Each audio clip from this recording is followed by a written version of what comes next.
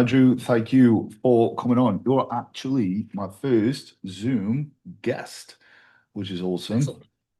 But Yeah, it's it would have been cool to do it in person, but I've just at the moment I've just not got the time to travel and do that. So maybe we can do that for the next one that we do whenever we do another.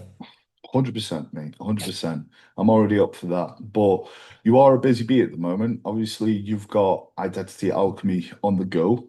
Mhm. And that's something that I wanted to talk to you about is because obviously we've known each other for a good few years now. I've been following you for a while. And I've seen your sort of journey into this space, and I want to sort of understand a little bit more about that. How did you get to identity alchemy from where you first started? What did that journey look like? So if you want the full journey, for my entire coaching career, that's almost I'm in my 21st year of coaching now. So it's been Wow. it's Oh, been a long time in the making. I didn't realize it was that long. Yeah, I qualified as a PT and a nutritionist when I was 18. Started coaching in January 2005. Okay. Wow. So run all the way through, and I coached fitness until March of 22. And that was the point that I stopped doing fitness coaching in any capacity completely and just transitioned fully over to life coaching. Yeah. Okay. How was there a particular reason? Was it the passion sort of drew you to life coaching more, or Yeah. was there something that was making you a little bit fed up of the fitness side of things? Both. Both. Okay. Both. Because in 2014, I started life coaching, Yeah. but I didn't do it as a paid service because I was like, I'd done some little fucking poxy little qualification, didn't mean shit. I passed it in no time, and I was just like, even though my like obsession with psychology started back when I was like 13, kind of around about the same time that I started studying human biology. Um, so even at that point, I'd been studying it for a long, long time, but I hadn't worked with anybody. I had no experience of actually helping people in that capacity, other than the little bits that you kind of tiptoe into through fitness coaching. So for the first 4 years that I had life coaching as something that I help people with, I didn't charge for it. Yeah. And then after like 4 years, I was like, right, I'm definitely good enough now to charge for it as a legitimate service. And it was more of an integration. I kind of integrated that into my fitness coaching. So somebody come to me and you get a really experienced fitness coach, but you're also getting a life coach as well. And then that ran up to 22. So that was another 4 years. And then at that point, I'd been fitness coaching for 17 years, 17, 18 years. And I was just like, I've just had enough. Because on one hand, I'm having a conversation with a client through WhatsApp and we're dealing with their depression, suicide ideation, that kind of thing, trying to keep them here. Mhm. And then the next thing, I've got someone who's supposed to be getting ready for a show or something, and they're crying at me because they're hungry. And I was just like, I don't fucking care. Yeah. I'd be like, oh, just be fat then. They'd be like, but I don't want to be fat. We'll be fucking hungry. Those are your options. Do what you're supposed to do or fuck off. Because, and I got to a point, I was like, I don't care anymore. And as soon as I got to the point where that's how I felt, I felt so disingenuous continuing to coach people for fitness when I was like, this doesn't interest me anymore. So I announced at this January, I'm stopping at the end of March, find another coach. And then that was it. Yeah, I like that because when you mention you felt disingenuous, a lot of people I find when they're coaching in elements that are the coaching ways that because I find there's this transition as you get into coaching, you find yourself a lot of people are helping people with their problems outside of fitness, Mhm. and then they're picking up these roles that they didn't sign up for, but they're just going along with the client. And they're becoming a bit of a yes man. Yeah, I can help you with your bloods, and yeah, I can help you with your disorders, and yeah, I can Yeah. help you with your mental health. And a lot of people, I believe it's for the reason of they want to appease the client, but also they want to do it all. They want to be the everything coach. Mm. And it's it's not incredibly common that someone goes, I feel disingenuous. One, because I mean, obviously we know coaching is not regulated as such, but it's not, I'm not qualified for this. But two, this is not my speciality. This is Mm. not my passion either, but I'm doing it. And a lot of people, the issue is that the clients aren't getting the best help that they can because they're they're missing out on going to the right person because the wrong person is taking their place and helping them. Yeah. And I find it quite interesting. So, did you find that a an easy transition Very. to? Yeah. Okay. I did Okay. because like what you're talking about there, I started to feel disingenuous looking after people from a fitness aspect who wanted their body to look a certain way, strength, etc. Not because I couldn't do what they needed of me or I'd Mhm. overstepped my boundaries. It was purely because I cared about that so much less than I cared about what I felt was the real life shit that other people needed me to help them with. Yes. But what I Yes. think one of the most important things for a coach, this is actually a key area because I don't know if you've seen the mention of the psychology of coaching, which is another platform that I'm starting, which is specific for coaches. But Yeah. one of the areas of that is the ethics of coaching. And there's a Yes. big section, a video of me going in about that because I've worked with so many coaches now, one on one, to help them with the business, with their actual coaching practices, etc. And the amount of them that have said, oh, I've got imposter syndrome. And I always say to them, how do you know you're good enough to have imposter syndrome? Because Yeah. and this is like I'm speaking as honestly as possible. I've had a lot of clients that have come to me and said that they've had imposter syndrome, and ultimately I've just said to them, "Oh, you're an imposter because you are doing things that you shouldn't be doing. You're telling people you can help them with things that you can't help them with, and even worse, people helping someone with something that they shouldn't be trying to help them with." Yeah. And that is something that within the coaching industry, if all coaches stopped overstepping their mark and just stuck with what they could do, they would be better coaches. They would be less stressed. They'd make more money overall and they'd get a better reputation. Because there's a lot of coaches who do get a bad rap for failing a client, letting a client down, doing something that's ended up harming the client's health or the mentality, the mindset, etc. And in every single one of those situations, almost exclusively, you could trace it back to that coach telling that client that they can help them with things that they have no business talking about. Because people Yes. don't want to just start from the ground up and then work their way up. Like me, I started life coaching and I didn't charge anybody for 4 years. I was good enough to charge people within two, but I was like, I want to be so absolutely certain that I am good enough that I don't have a moment of imposter syndrome because I know that everything that I'm helping people with, I know for a fact that I'm good enough. Yeah. And I I agree. I think it's being able to hold yourself accountable, well, and having the awareness of going, I'm not ready for this, what I'm being drawn to or being prompted to do, Mhm. and drawing that line. What would you recommend to stop coaches slipping into that? Because I understand the temptation of, right, you want to get business, so you want to be what the client wants, but at the same time, and I think this correlates to the same incentive as to why people take on a lot of clients as well, because they're just trying to grow the business or whatever, but they end up bite off more than they could chew, and Mm. they feel like the imposter, like they're not the person who can manage 200 clients and keep the service the same. And they're not the person who it could be the therapist, the nutritionist, the you know sort of the doctor and all this type of stuff. Yeah. How how do you keep people accountable to staying in their lane?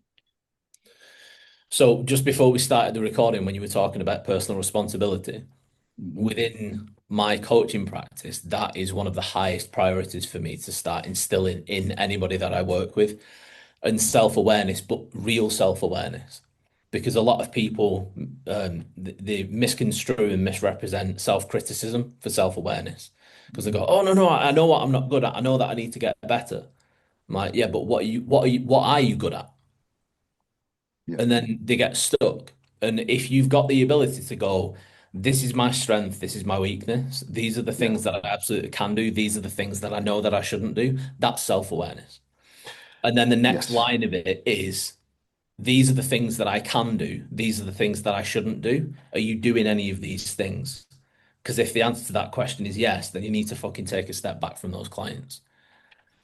Yes. And I love that. I love the topic of self-awareness. I really do, because I feel like that's lacking a lot. In general, Massively so. in society, in not just within this particular industry, but in a whole in society, and I feel as though now more than ever, not that I've been around for every era that there's been, but it seems to be that people really try to lean towards what they want to hear rather than what they need to hear, and that Mm. comes with how they talk to themselves and even their attempts to hold themselves accountable. They're like, Yeah. right, well, it can't possibly be this because that would hurt my ego too much and hurt my feelings. Mate, I just need to honestly, work on these things. you've just hit the nail so fucking hard on the head with that. So hard Yeah, on the head. Like the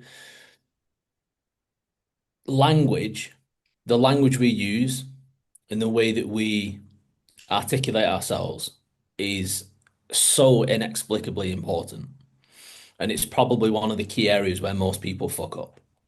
hmm, Because even from something as simple as I say to people, be honest with yourself entirely for the next 48 hours. Do not tell a lie, a white lie, an omission, a mistruth, anything, whatever way you want to try and phrase it.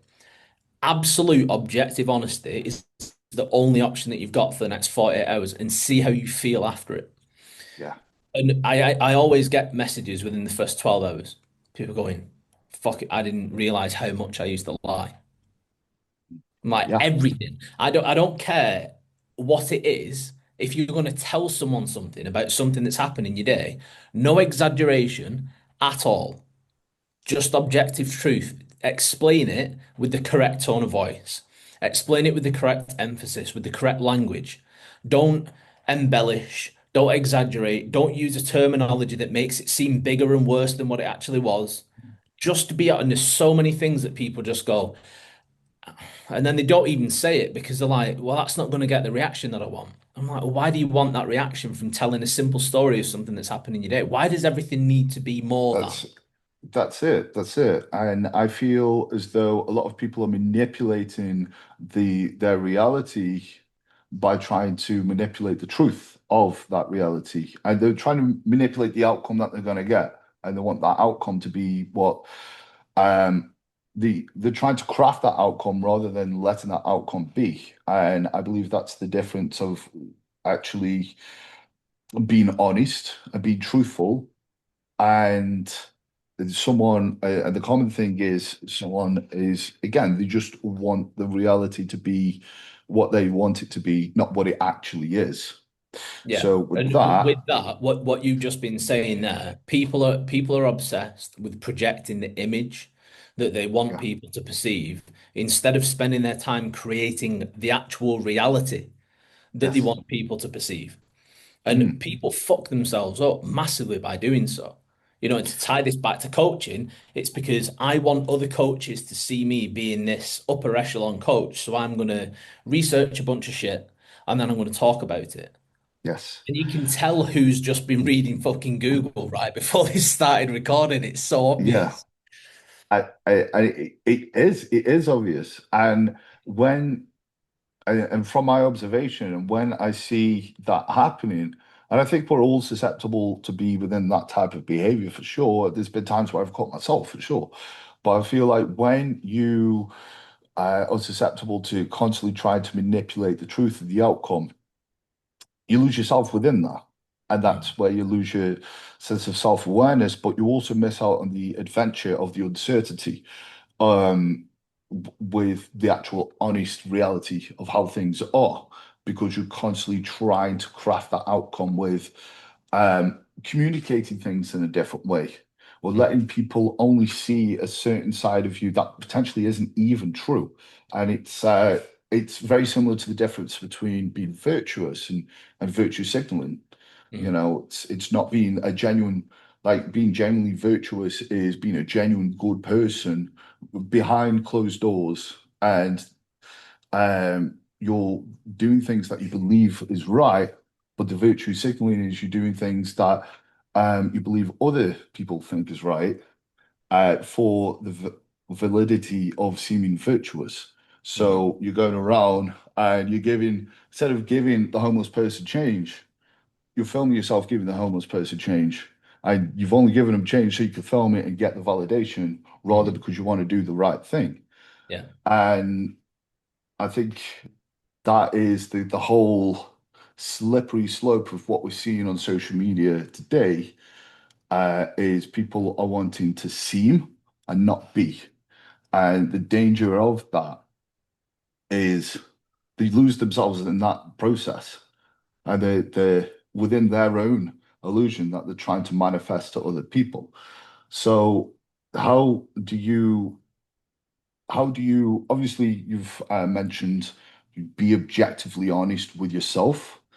That's a great way to sort of bring some awareness. But how do you save someone from that slippery slope and sort of reverse that? That the being completely honest with yourself is the first step. Because once you've started to be honest with yourself and you realize how much you lie to yourself, you also start to realize how much of the stress that you experience you cause yourself. Anybody that ever comes to me with trust issues, I start with them before I even start to delve into what the partner's doing and everything else. Because if you tell yourself 100 times, I'm going to get up at 6 o'clock in the morning so I can go to the gym and train before I need to go to work, and you never do it, and then you tell yourself that you're going to come home and you're going to read that book that's going to help you solve that problem that you've had for the last year, but then you're a year down the line and it's still not being opened. And people do things like that all the time. I'm not going to eat chocolate tonight, and then they do. I'm not going to spend 5 hours watching TV, and then they do. All these things that they either say they will do, and then they don't, or the things they say they won't do, and then they do. So if you lie to yourself 50 times a day, how the fuck are you going to be able to trust anybody else if you can't trust yourself? Because if Yeah, you lie to you, you just assume everybody else is going to, because that's what you yeah, do. And if you lie to yourself all the time, you'll lie to other people as well. And it's not just big lies, it's the littlest of lies. And that's how you end up with a pathological problem where you lie about things when there's no need to at all. So the first stage is stop lying to yourself. The second stage is stop lying to other people. yes. And that's when the real discomfort starts to come out. Yeah, I that's really just ground yourself in just complete honesty and truth. And Yeah. truth is going to really change your perspective of yourself and other people. I find the people who are lying to themselves constantly, or disrespecting themselves by not following what they say they're going to do, they're they're going to have there's a whole domino effect with that. They're going to have a low sense of self-worth, low self-esteem. They're susceptible to project that Yeah. onto other people. And I like the idea of what you're doing because you're stripping it back down to the fundamentals, because that's where it all starts. And it's actually the small things that over time compound to very big issues within the individual. Mm. And then that leaks into all types of things. And it's actually, well, when you lie, the issue is you don't know what the fuck is going on anymore. You don't know what's true. Well, you And you you lose you lose the start of the lie anyway. That's where the stress comes from. Like I don't spend my life stressed because I'm always honest. Hmm. Always, always honest. Because Yes. I've learned through my life there's no benefit to lying. And Yeah. funnily enough, I had a conversation about what I'm about to talk about with my youngest son, Xavier, last night. Hmm. We were talking about he was talking about how rude some of the teachers are in his school. Like they don't say thank you, they don't say please, things like that. And he was just like, so I'm just going to start being fucking rude with them. And I went, no, you're not. I said, because you don't let other people's lack of character control your own.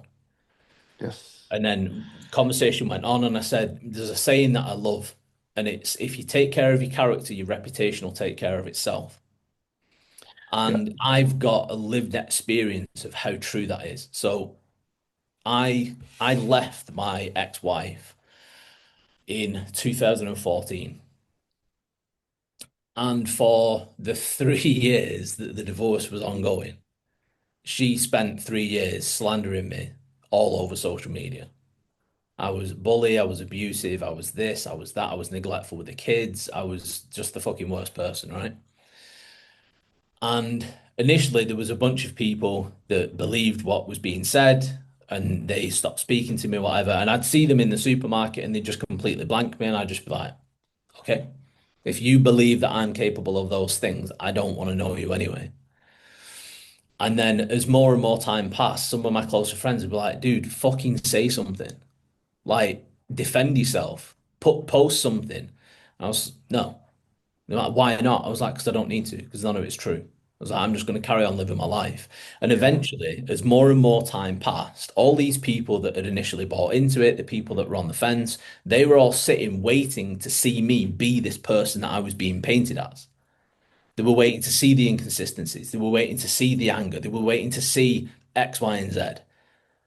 And then 3 years down the line, they'd seen none of it. All they'd seen of me was me doting on my kids, working as hard as I could, helping people, training hard, and just living my life. That was all that they'd seen. So none of the other shit that I was being reported to be. So while she was trying to destroy my reputation, my character was rock solid.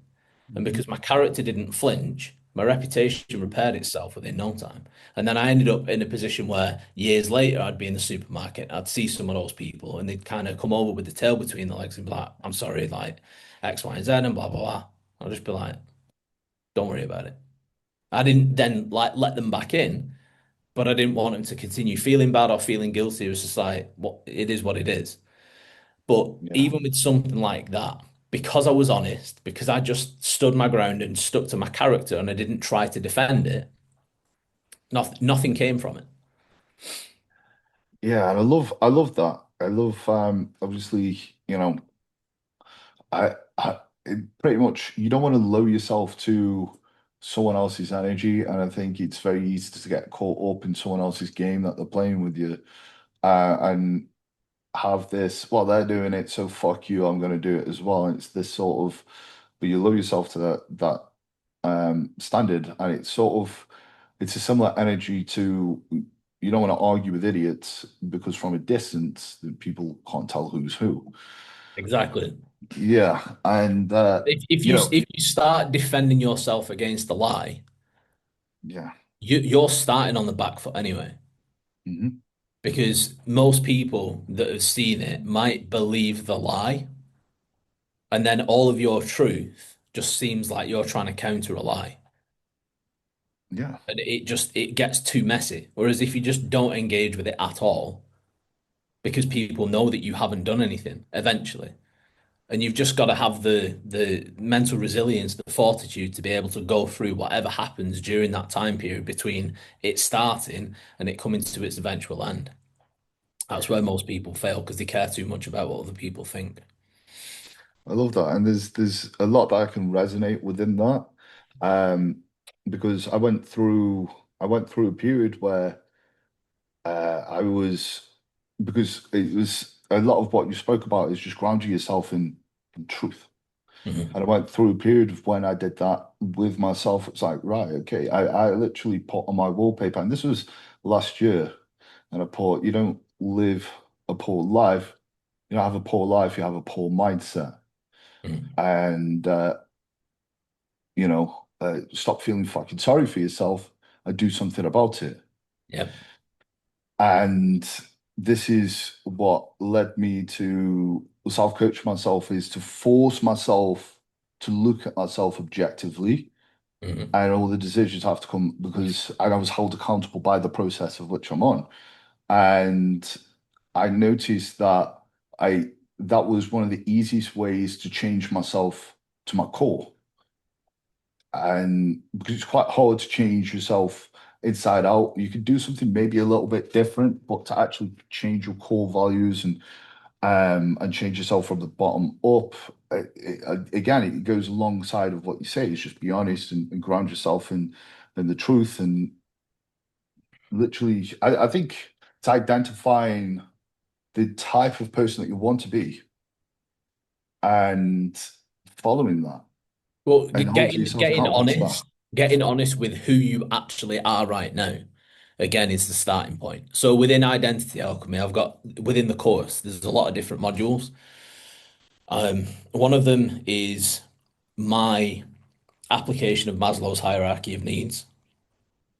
Are you familiar with Maslow's hierarchy of needs? Not entirely, but I would love to learn more So about it. Abraham Maslow was a philosopher and psychologist, and he created the kind of the basic structure of the needs of humans. First layer is physiological needs, which is like air, water, food, shelter, sex, things like that. And then the next layer is safety needs. So that is then having shelter, but shelter that's secure, having additional resources. So resources that are essentially in a surplus. The next layer is social needs, which is then, you know, we're tribal creatures by nature, by design. So having a tribe to belong to, having something to belong to, is the next important thing because that also feeds into physiological and safety needs. Because if you're in a tribe, you look after each other, you know, you can pool resources, etc. If anybody was to attack, there's more of you, so that then becomes it. And then as you advance through your tribe, you reach level four, which is self-esteem needs, which is the need to be of highest utility within your tribe. You want to rise to the top of the social hierarchy, essentially. But there's a lot of work that you've got to do on yourself in level one, two, and three before you can even consider becoming a leader in any respect. Yeah, And then the level beyond that is what we call self-actualization, which is then the focused work on becoming the very best version of yourself that you possibly can be. So yeah, I take people through that in my way. So it's like my version of that, the application of it, the way that you work through it. And then there's another section that I've got that I created about 10, 11 years ago, purely just to help with people that had depression.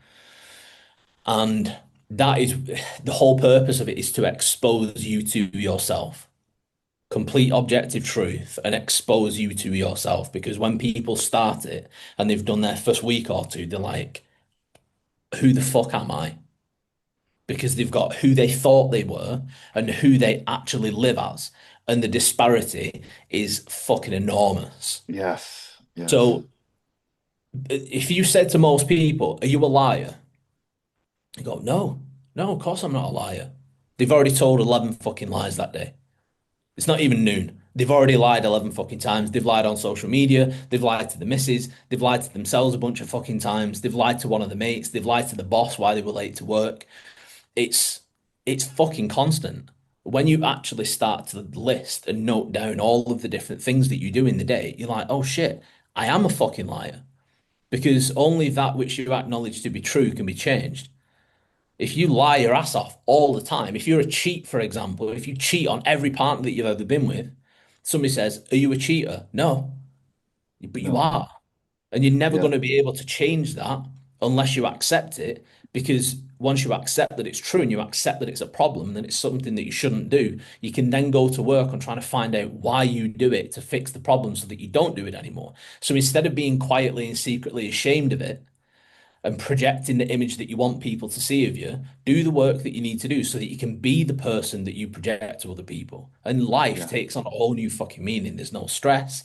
You're relaxed all the time. Life is way more fruitful when the person that you actually are is the person that you present.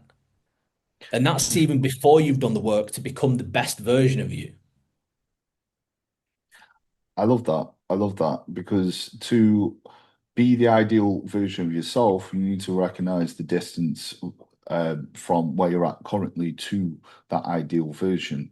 And that Yeah. takes self-awareness for sure. And a lot, you can't have self-awareness if you're in constant denial because you don't know what you're not aware of. And if you constantly reiterate that something is not a problem to protect your own ego or your own feelings, then that will never be worked on. And then, the definition of insanity is doing the same thing over and over again and not getting the same result. So if you're like, right, okay, I'll fix it. And because a lot of people I find will go, I mean, accountability is a big one. I see this lacking, and it's such a simple thing. It just takes a bit of checking of the ego, a little bit of ego death to be able to do, which in actual fact doesn't really cost you too much. But I find the lack of accountability leads people to project blame onto other people for why things are happening. Mhm. And I think it's the awareness that, okay, this is a trend. The same shit's happening with me over and over again, and I'm just finding excuses as to why that's happening in other people and projecting that onto other people. And I think it's especially when you've believed something about yourself for a long period of time, it can be quite hard to go, ah, I'm the problem, and this is why I'm the problem. But in a way that is not going to subject yourself to a victim mindset. Because one of the things that I love about what you talk about is you talk a lot about mental health and self-improvement, but you do not give any leeway to fall into that victim mindset. None at all. Because No, it's and it's I so love that detrimental.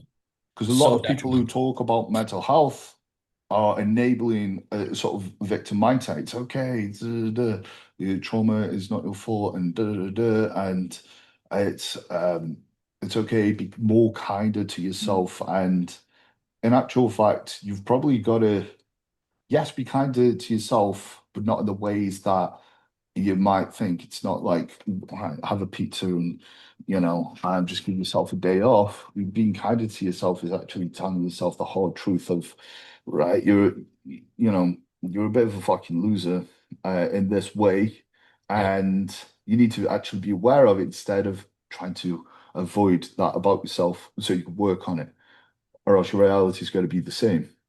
Yeah. Too many people misconstrue kindness with weakness and softness. Like Yes. if you're going to be kind to yourself, if you're going to self-love, then that means that you need to, everything that you do should be soothing. Everything that you do should be enjoyable. Everything that you do should feel good in the moment whilst you're doing it. But all that does is it pushes people to a hedonistic way of thinking. Everybody becomes fucking addicted to trying to chase some form of dopamine or oxytocin. And that is going to fuck you up more than anything. Because you end up with this perpetual mentality of I deserve all of the nice things just because. It's like just because what? Because I deserve nice things. Fucking earn them. Mm. Like if you want a nice body, if you want to look good, go out and fucking earn it. Yeah. And you never really earn it. It's said like the analogy, you pay rent on it. Like the physique that you've got, you look fucking incredible. But you don't have that to keep forever because if you stop doing all of the things that have got you to where you are now, it will slowly ebb away. Can you get it back at some point in the future? Yes. But you don't, it's almost like the buyer's mentality. People are obsessed with a mortgage because I own my house. The bank owns your house until you've paid the fucking loan off, first and foremost. Second of all, it's the ownership mentality that fucks most people up because they think once I've got it, it's mine. Yeah. And there's almost nothing in life that operates like that. Your mental health sure as shit doesn't operate like that. No. If you No. achieve a point of happiness and contentment in life, If you stop doing the things that got you there, it's going to start to falter. Everything starts to fall apart.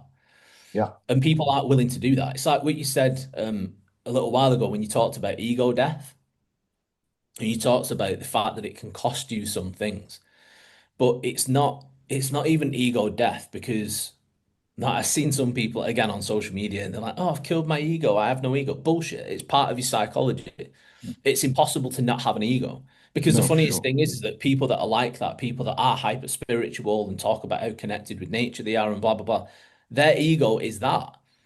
And I don't give a shit what any of them say because a lot of them are liars. Because if I was to sit down with them and say, I'm not spiritual, and I'm not like, I don't have a deep affinity for nature. I like it and I enjoy being in it, but I don't like, there's no like some fucking esoteric connection. I don't feel ethereal when I'm in the fucking woods.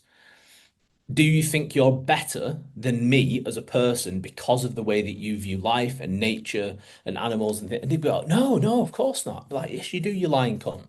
Why Mhm. lie? Just be fucking honest. Because that's another part of ego. People Yeah. lie to try to protect and present the ego that they want people to think. Ask me the question, do you think everybody's equal? No, of course we're not equal. It's a ridiculous, ridiculous concept. Mm. How could we Yeah. possibly be equal? 100%, 100%, because, well, we're all very different and we all operate different. We think different. We value different things. We prioritize different things. And also, like, how can you be equal when you have a completely different definition of success in life? And how can you go, um,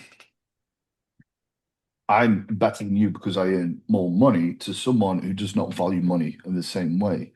It's hard to find. And vice versa. Yeah, for sure, 100%. Because when I was a financial advisor, I specialized in debt management. So I spent a lot of time in a lot of houses with people who didn't have money and they were in a lot of debt, some of them. And the amount of times I'd hear from these people, as long as I've got enough for me, I'm all right. And I used to just think, you're so fucking selfish and you can't even see it in yourself because if a family member, if a friend, anybody found themselves in an awful situation for whatever reason and they needed something, they needed to borrow some money so that they could keep the roof over their head, you're fucking useless because you live your life for you. So I don't give a fuck if you're spiritual, if you're frugal, if you don't believe that money is, of a specific intrinsic value. If you live so that just you can survive, you're selfish. Yes, yeah, In the I same would way say that if you amass a great wealth and you do nothing with it to help anybody else, you're a selfish prick as well. 100%. I'm going to touch on that in a sec. Just to touch on the ego type of thing. Absolutely, everyone's got an ego because essentially your sense of identity. And I Mhm. think it's the lack of awareness of where your ego's at to, who you are, not checking your ego, that is where the issue is. And you've got to sort of take a hit with the ego to check it, and you want your ego to really correlate to who you are, and because that's got to be the difference. Say, like, um, for someone who, say, if I was to say, "Hey, I could win the Olympia this year," well, that's completely fucking ridiculous because I don't have the physique for that, and I'm under this delusion, and then I'm going to carry myself in that way, and then I'm going to be really disappointed by fucking reality. And for me to not be disappointed by reality, I need to have my ego be attached to where I'm at. And you are right. A lot of people, especially, I love the example of people who do a lot of spiritual work with themselves. There's this opinion that they've gotten rid of the ego, but the ego is always going to be there. And that in itself is them not checking their ego, which is the irony of it. Mhm. And this, just to sort of strip back what you just mentioned, it's the perishable skill of self-awareness. And it's going, I'm self-aware. And as soon as you do that, pretty much you leave yourself susceptible to not be self-aware because Mm. that's where you stop checking yourself. It's like you you're leaving yourself as soon as you say you know enough, that's when you stop your capacity to grow and learn. And it's recognizing that everything is a perishable skill, and you've got to maintain when you're there. When you to be checking your ego, you've got to constantly check it. You don't just check it and it's done. You don't just become self-aware and it's done. It's being able to practice those habits. It's much like what you said with the physique. It's that will go. You don't just obtain it, and a lot of people get to a point where they get a little bit ahead, and it's like they're like, okay, cool, nailed this. No need to worry Yeah. about that. And then they go, "Phoop." But because they think they're there, they're almost susceptible to have a worse problem because they go back and you think they fucking sorted the shit out. Yeah, they Uh, refuse to accept the fact that they've regressed. They want to yeah, continue to project this. They don't want people to know that they've regressed.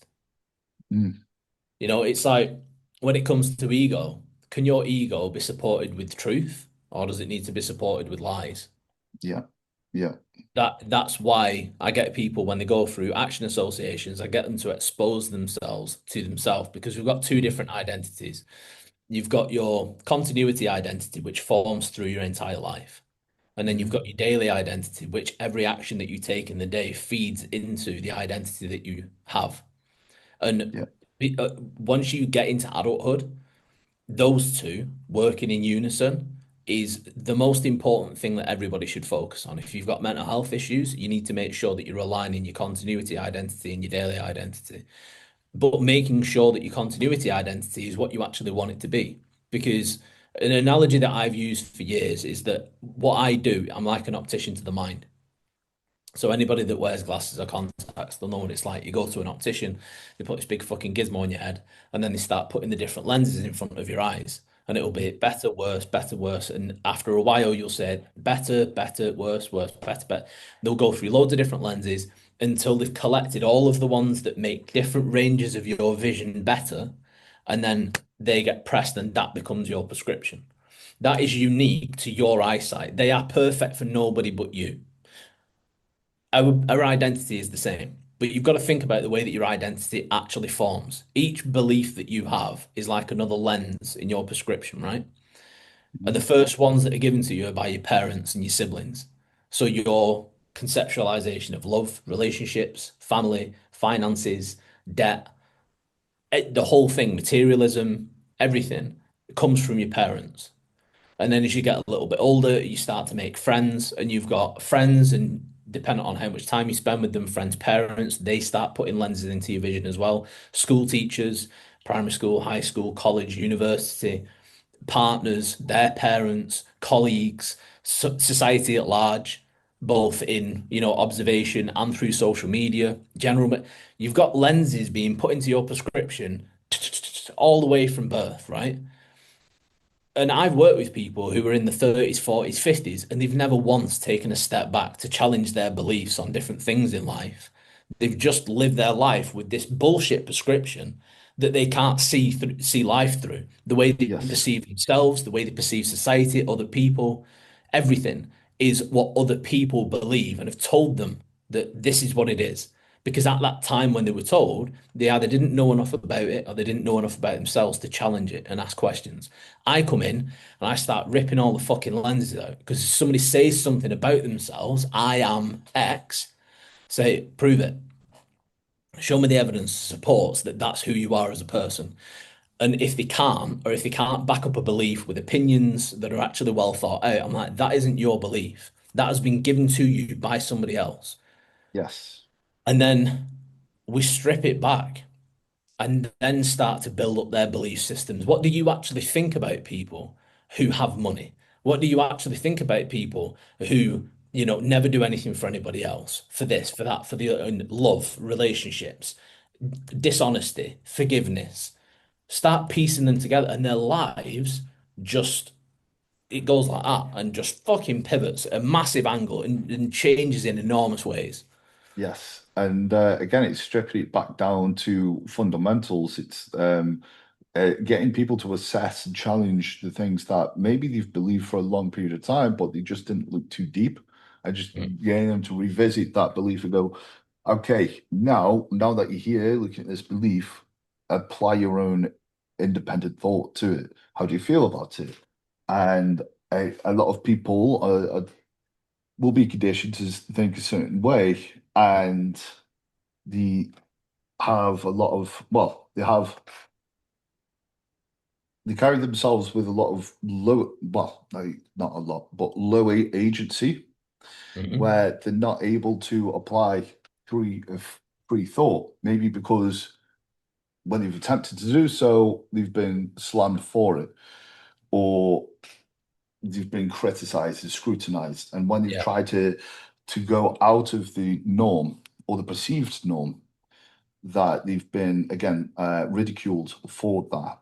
And I think potentially it's getting to a point of not really giving too much of a fuck about what people think and trying to fit in and not viewing that as part of a successful life is to get everyone is to follow the majority is It feels and safe.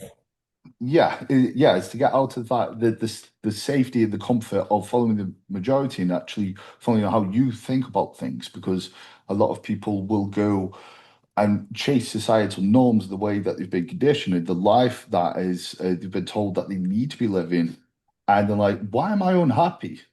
Well, you Mm. never checked to see whether you actually wanted that life and how you felt about it and how you Yeah. felt about the the shit that you're doing, the job that you're in, the relationship that you're in. You were just told how to feel about it, and you Mhm. didn't question that. And that makes and that's part of obviously the awareness. But I think what's helped me with trying to find that balance, as you say, with the lenses and stuff, it's like which way do I need to veer? And it's being able to balance yourself, and how do you need to balance yourself to get that objectivity about yourself, that awareness, is avoiding absolutes and Mhm. speaking about myself in an absolute. At least that's what's helped me going, I am a good person. It's like, no, I want to be a good person. These are steps that I want to do to be a good person. I'm susceptible to that I could be a bad person if I don't do these things or I do these things. And this is what I need to do more of to align myself with my idea of a good person. Mm. Rather than going, I'm a good person, that's it. Yeah. Because that again, it allows you to become to lack awareness Yeah. and to Well, be, it's like that. I always say to clients and members of Identity Alchemy, show me the evidence, prove it. If you're gonna say yes. something about yourself, I am this, prove it. Show me the evidence. Or if somebody says, "Oh, I've been working really, really hard, really trying to grow my business," show me the evidence. What have you done this week? And I've had some people where I've pushed and pushed and pushed, and I will push until the point where it's so fucking uncomfortable. You'll just finally answer the question because you just want to get out of the situation. And they show me what they've done in the last week, and I'm like, I could have done that in one morning. And I don't say that to be a dick. I'm like, if you want the life that you claim that you want, you have to work at a fucking much, much Yeah, higher rate. It's that's it. imperative that you do. But in order to in order to understand yourself, you've got to leave yourself, like you said, you've got to be open to the fact that you could be a bad person. The way I articulate it is I'm capable of being things that I am not. So I can be incredibly loving and incredibly caring with certain people, but I am not a loving and caring person all the time. I can be incredibly aggressive and violent, but I'm not an aggressive and violent person all the time. I'm capable of being those things. It's like tools in a tool belt. You don't use the same tool for every job. It is dictated by the individual that you're dealing with or the circumstances that you find yourself in. But people's inability to say, I am a liar, it doesn't mean that you lie about everything all the time. But if you lie regularly, you are a liar. And you have to just accept that and then sit with it and how does it make you feel to be titled a liar? Shit. Well, fucking stop it then. Change it. Do the work that needs to be done. Are you a good person? Yes. Define for me all the attributes and characteristics that you believe make somebody a good person. Write that list out, whether it's 5 things or 150 things, and then go down that list and tick everything on that list that defines you as a person, things that you do.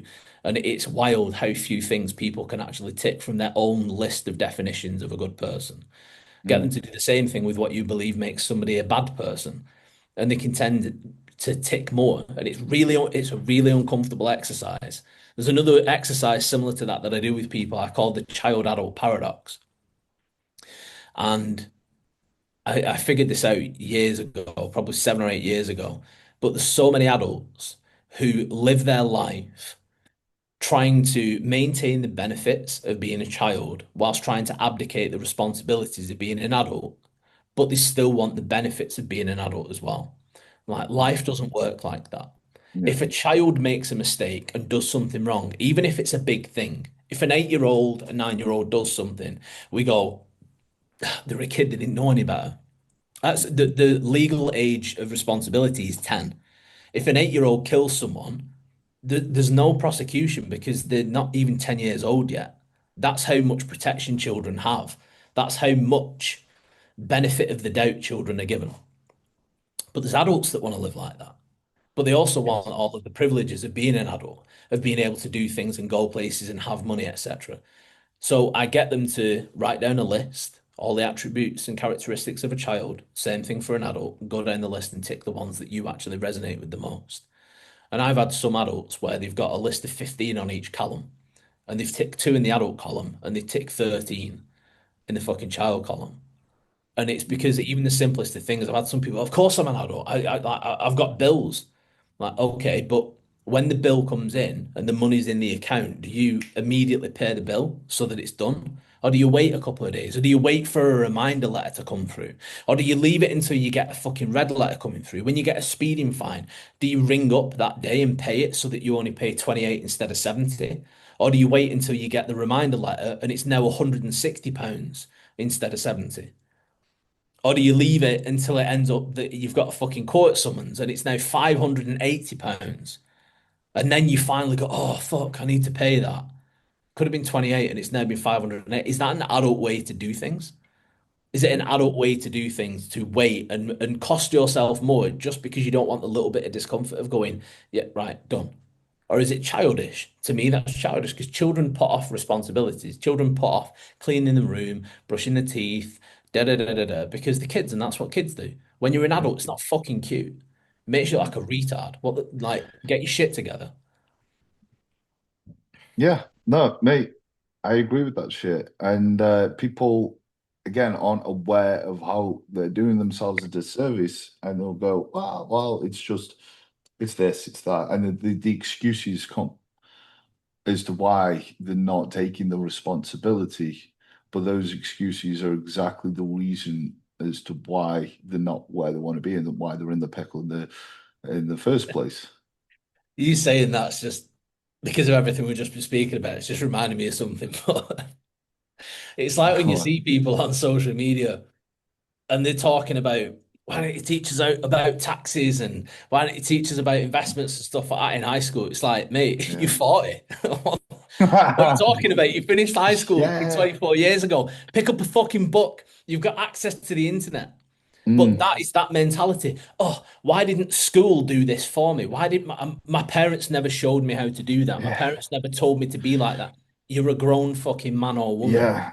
And it's the reason why that now more than ever does not fucking wash is we've got ChatGPT, we've Mate, got Google, we've got everything at our disposal to become anything that we want, really. And we know how. And it's the irony of we're in a place now where now more than ever we've got opportunity, we've got convenience, mhm. but independence and accountability seems to be going, and self-awareness seems to be going, and also happiness as well.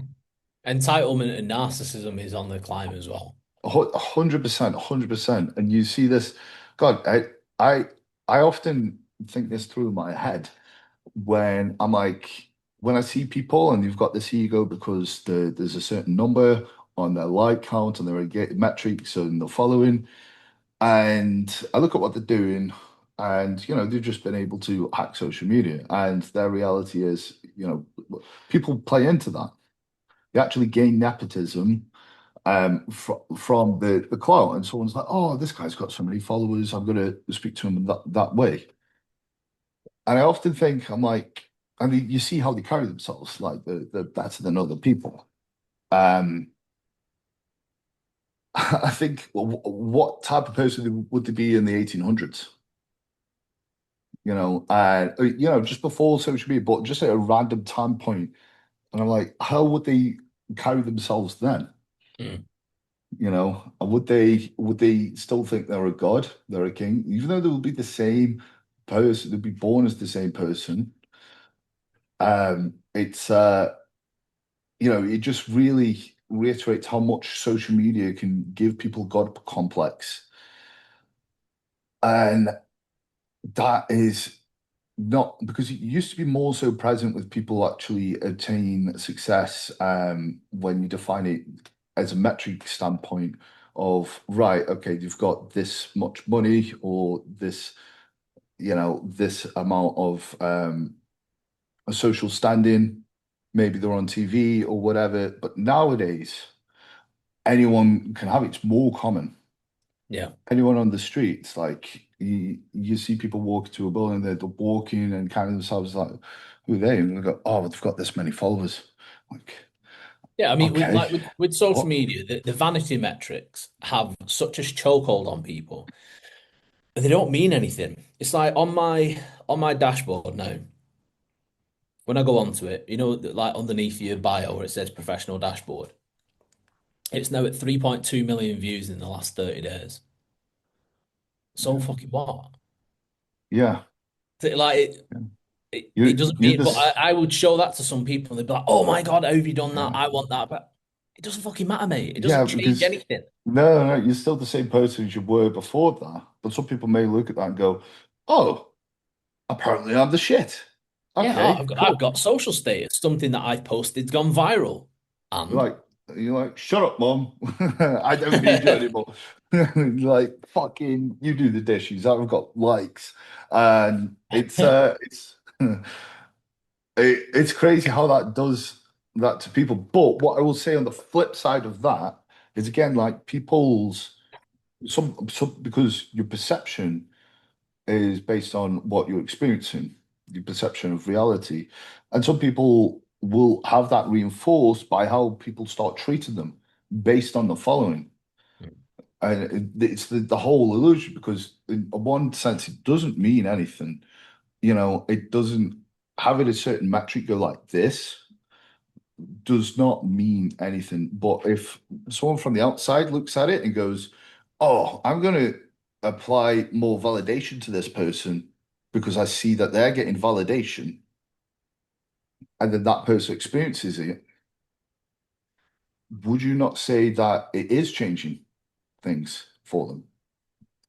it depends what kind of level it grows to, right? Because whether we like it or not, social media following and the reach that your account has got gives people notoriety and the perception of authority because other companies will see, like there'd be some companies if they saw that my reach was 3.2 million and growing in 30 days, they'd be like, fucking hell, it could get so many eyes on our everything, our products, our service, our X, Y, and Z.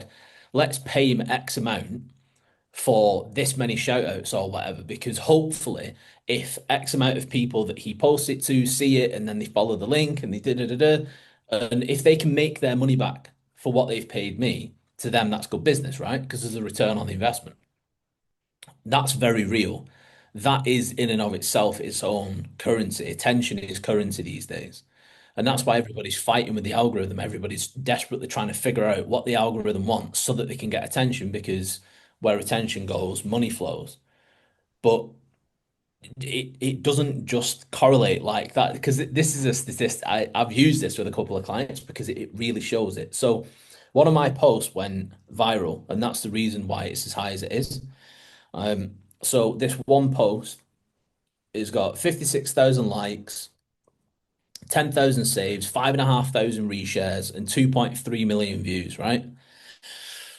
And if I scroll down to the bottom of profile activity, I've got 2,165 profile visits. So of 2.3 million people who've seen it, only 2,100 have then gone, click onto my profile. 300 follows, 306 follows. So 2.3 million diluted down to 306. And external link taps. So the identity alchemy link that's in my bio for my community, which is the thing that if you most people think, oh, if I go viral and I get 2 million uh, views, even if only 5% of those people go into my profile and then 10% of those go into the link and X amount of those then sign up, I'll make all this money and blah blah blah. Three people, three external link taps. So 2.3 million diluted down to three. That's it. Yeah. So going viral is good for the ego, but it doesn't guarantee anything else. And No. if you're like me and the vanity metrics don't really fucking mean anything, then it doesn't do anything for your ego either. No. It's I think I've definitely been in a place where I've cared about the metrics, and I think We all it's have it. We all have. easy to correlate your self-worth or the worth of the content that you're putting out to the metrics. Hmm. And the irony of it is the algorithm, above all else, rewards authenticity, Hmm.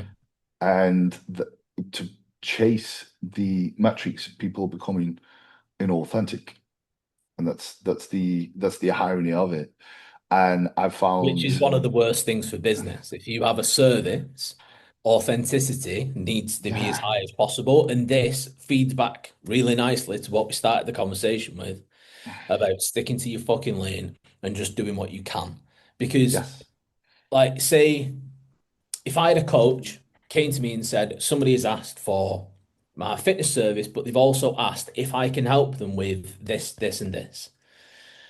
And I and my client know that they can't help them with this, this, and this. They can just help them with the fitness thing. I would say to them, go back to them and tell them that you can't help them with those things. You can only help them with the fitness side. If they're happy to continue with the fitness, great. If they want somebody that can do all of them, if there's somebody that we can refer them to, then we will do. And then off the back of that, make a piece of content and post the reel talking about how you've given away a client who you could have very easily gone, yeah, of course I can help you with that. And you could have even charged them more for the extra service. Make a reel explaining that you just gave up a client, you gave up this consistent money because it's wrong for you to lie to someone just to try to make them a client just so that you can get some money. And you would rather they go to somebody else and get the service that they really need that you can't provide. That level of authenticity would have somebody else see you and go, that's the type of honesty I need in my life. And your value to a lot of other people as a coach who just need a good fitness coach goes through the roof. So yeah, you sacrifice the cost is one client. And what if doing that and posting that then gains you 10 more clients? All because you've been honest, because that's what's mhm. important. And just sticking to your values, really, and being consistent with that. It's like what you said about just if you, because that's a good going to be if you stick to that type of stuff, your character's going to shine through, and then your reality is going to be backing that. Yeah. And So it's I've more of got the bigger I've got a picture. live example. I've got a live example of that of Hmm. myself. So last week I was having a conversation with a guy, DM'd me, inquiring about my service one on one. I was talking to him, taking him through, finding out where he's at, what he needs, what he feels he's lacking. Just doing my initial due diligence to figure out whether I'm going to be the right coach for him and if what he needs I can actually deliver. And ultimately, it came to it, and I said, "You don't need my one-on-one service, mate." And I was like, "What you need, you can gain through identity alchemy." I said, so I would recommend you just join my community. And he was like, "Well, yeah, but like, would the one-on-one not be better?" I was like, would they find better? I said, would you get to have, live conversations with me over Zoom? Yeah. Would we be able to cover a lot of ground in those and WhatsApp in between? Yes. But I know what is in identity alchemy. I know what the course is. I know what the community is like. I know what the weekly group calls are like. I said, what you need, you can gain that through that. I said, and maybe you need to be in the community for a year in order to get all of what you need. But that would be better for you. And he was confused and he was just like, how much is identity? I was like £50 a month. He was like, right. So he was like, so you'd rather I pay you £600 for the year for a membership in Identity Alchemy instead of giving you 8.5 grand for a year of one-on-one coaching? I was like, yeah, because you don't need the one-on-one coaching. Yeah. I was like, so save yourself like £7,800 and still get the same result. So It's I exactly. essentially cost myself 7,800 because to me that was the right thing to do. And he has joined. He's in Identity Alchemy and he's already starting to work his way through stuff. But to me, that it didn't register with me until after he highlighted it and after the fact. And I was thinking about it. I was just like, but it just felt like the right thing to do. I could have very, very easily navigated that conversation and he would have ended up signing up. And I would have had another one-on-one client and he may have stayed with me for 12 months and I could have made that much extra money. Mm. But it just doesn't sit right. And yeah, I love that. I love that because it's just essential. Essentially, it's integrity.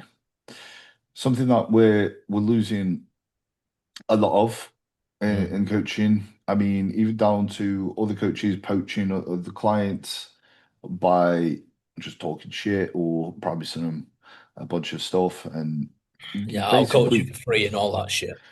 yeah, just gaslighting the client and saying, hey, what you're doing is wrong and you're going to die unless you join me and I'll fix all your problems.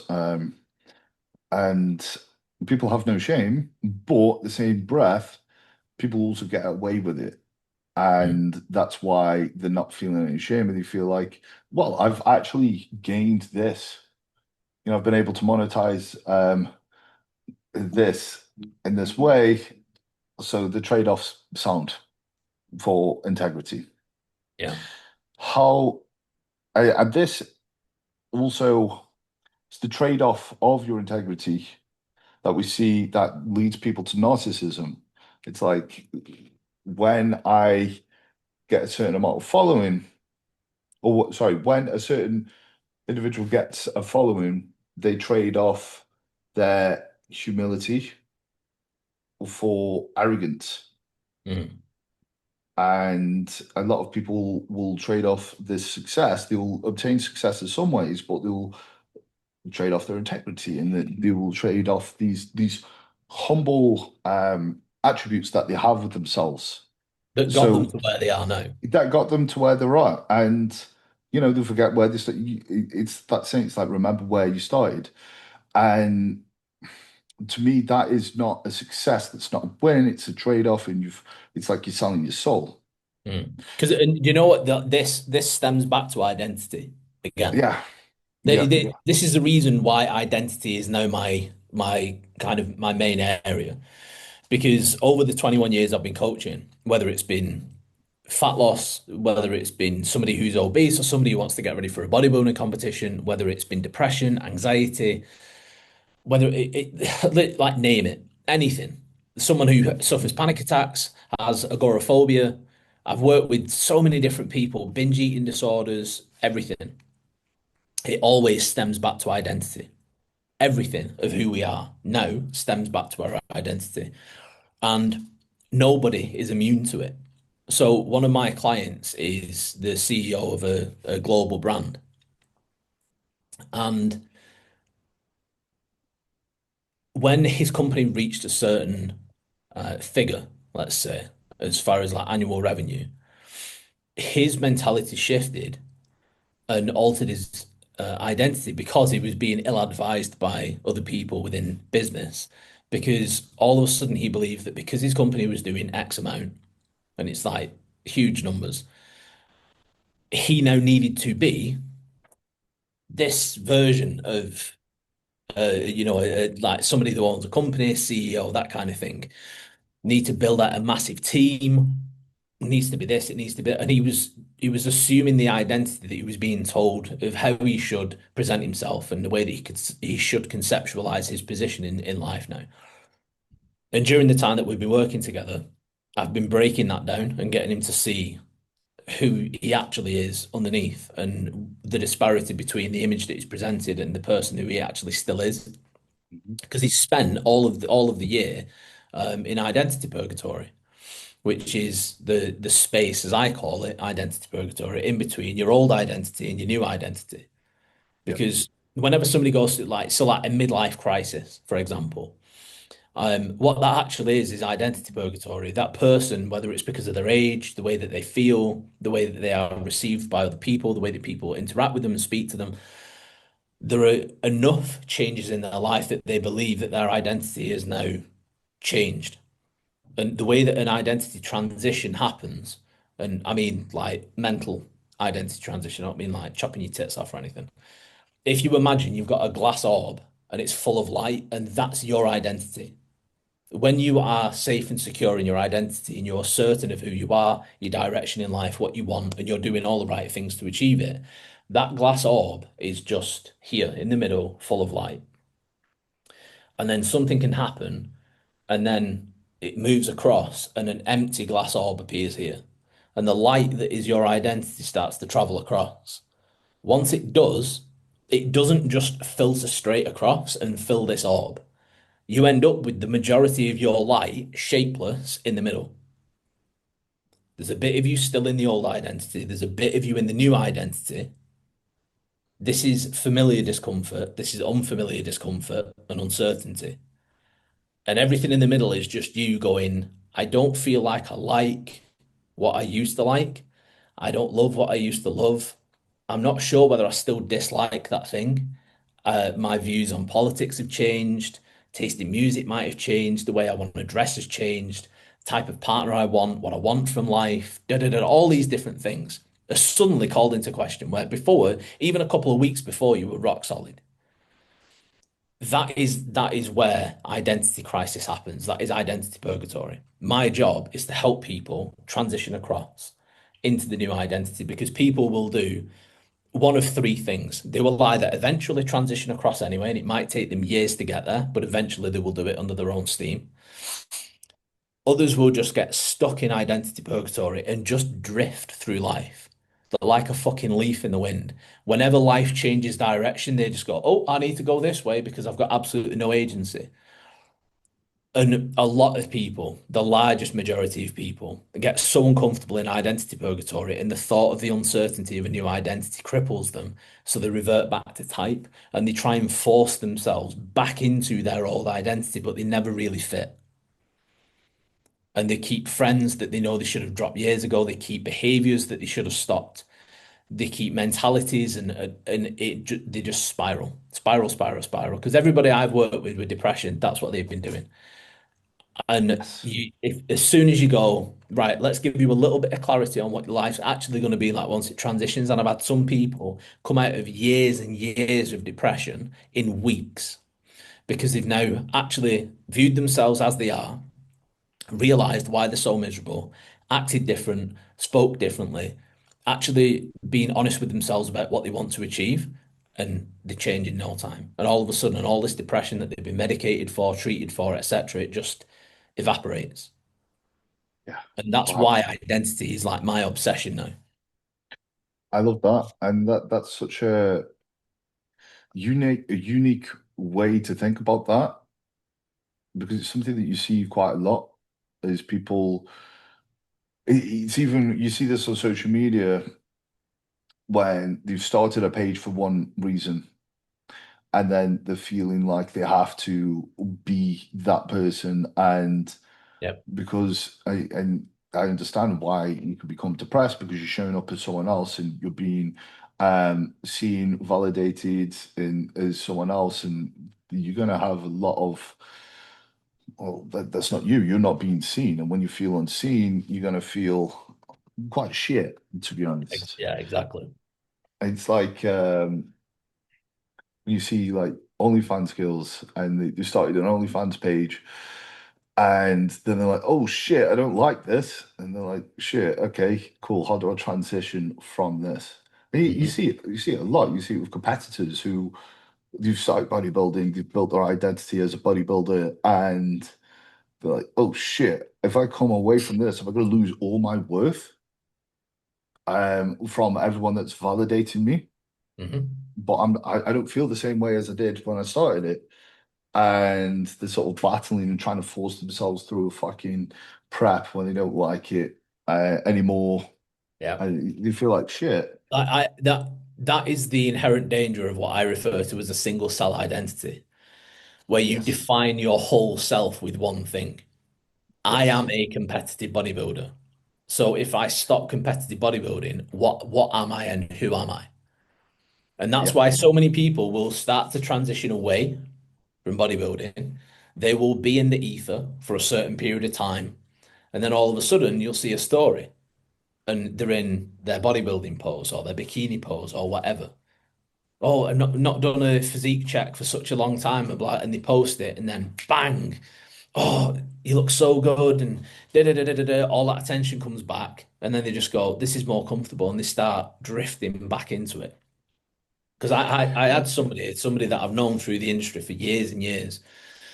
She did it maybe 2 weeks ago, and I saw the story, and I voiced noted her immediately, and I was like, mate, I know what your main goal has been over the last year.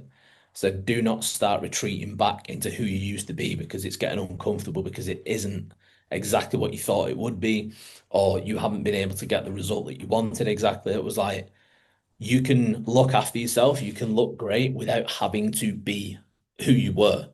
You don't have to pose to show your body. You don't have to be a certain level of body fat, etc. I mean, she looks fucking phenomenal, Mm, like body composition and stuff. Like she looks incredible, muscularity, everything. But I'm like, don't retreat back to that just because it's safe, because that isn't the life that you want. That's the life that you lived, and you chose to leave it because it wasn't serving you anymore, and it won't now.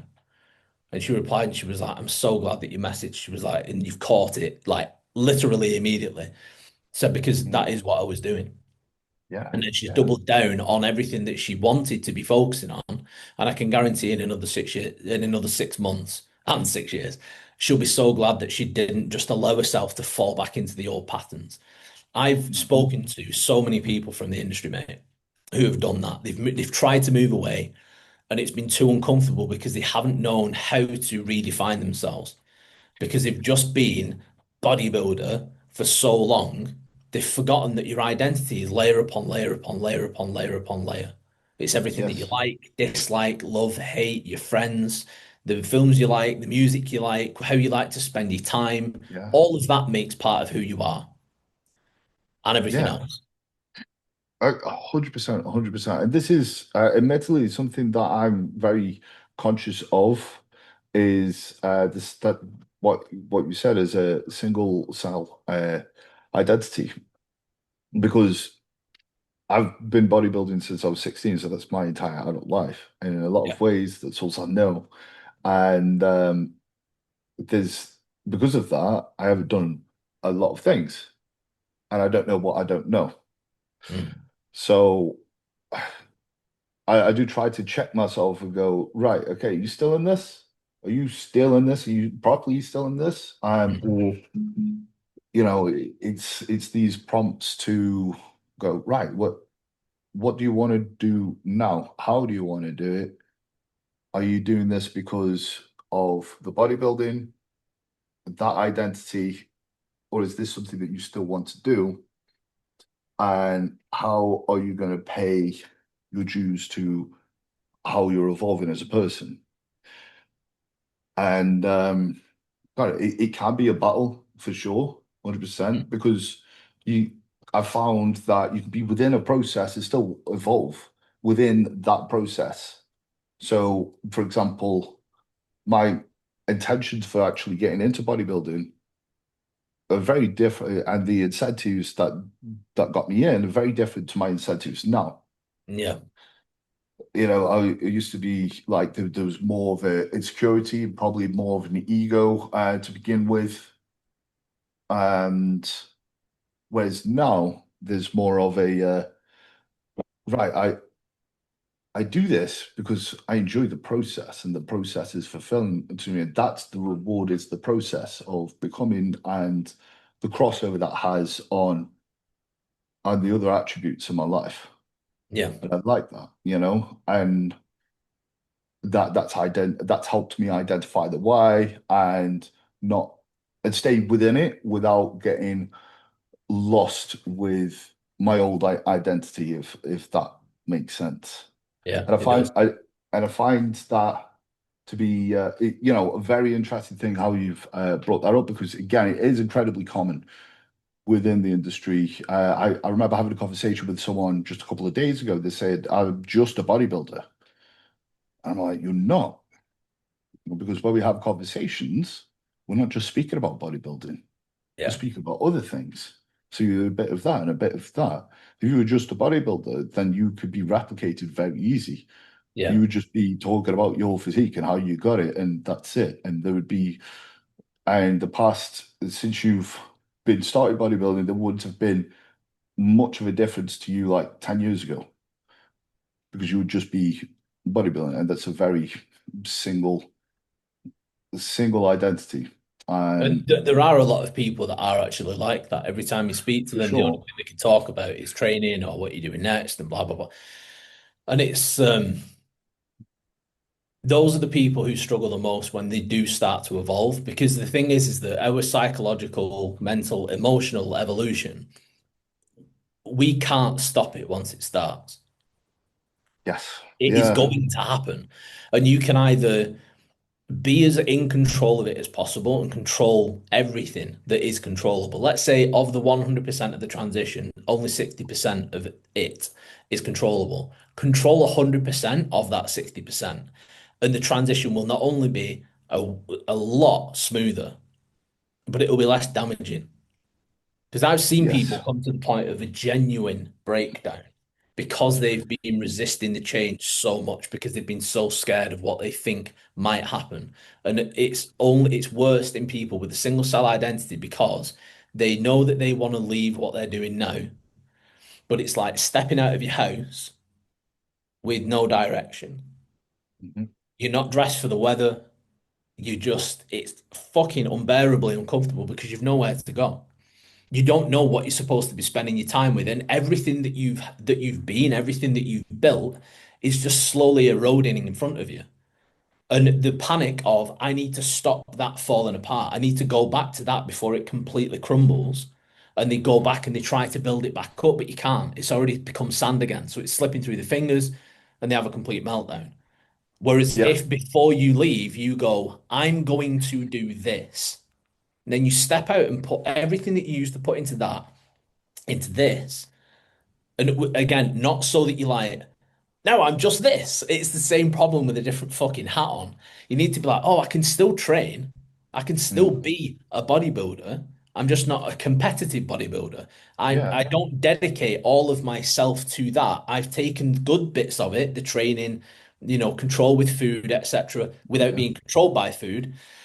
And now I'm living another life that's given me a different level of richness. You don't need to abandon all of your friendships that you've made in this previous identity, but you might need to move away from some. yeah, And you'll find new friendships in this. And mhm, it's people's inability to be like, oh, I don't need to kill my old self. I don't need to kill my ego.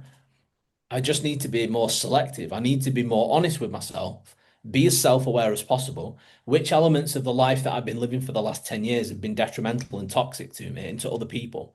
And which bits have actually been really beneficial and under a better mentality and a greater level of comfort in myself could actually be amplified and be used to produce a new amazing lifestyle. Think about how dedicated you are when you diet, how meticulous you are with the different things that you're doing, how much time you dedicate to each element of the craft so that you can develop that end result.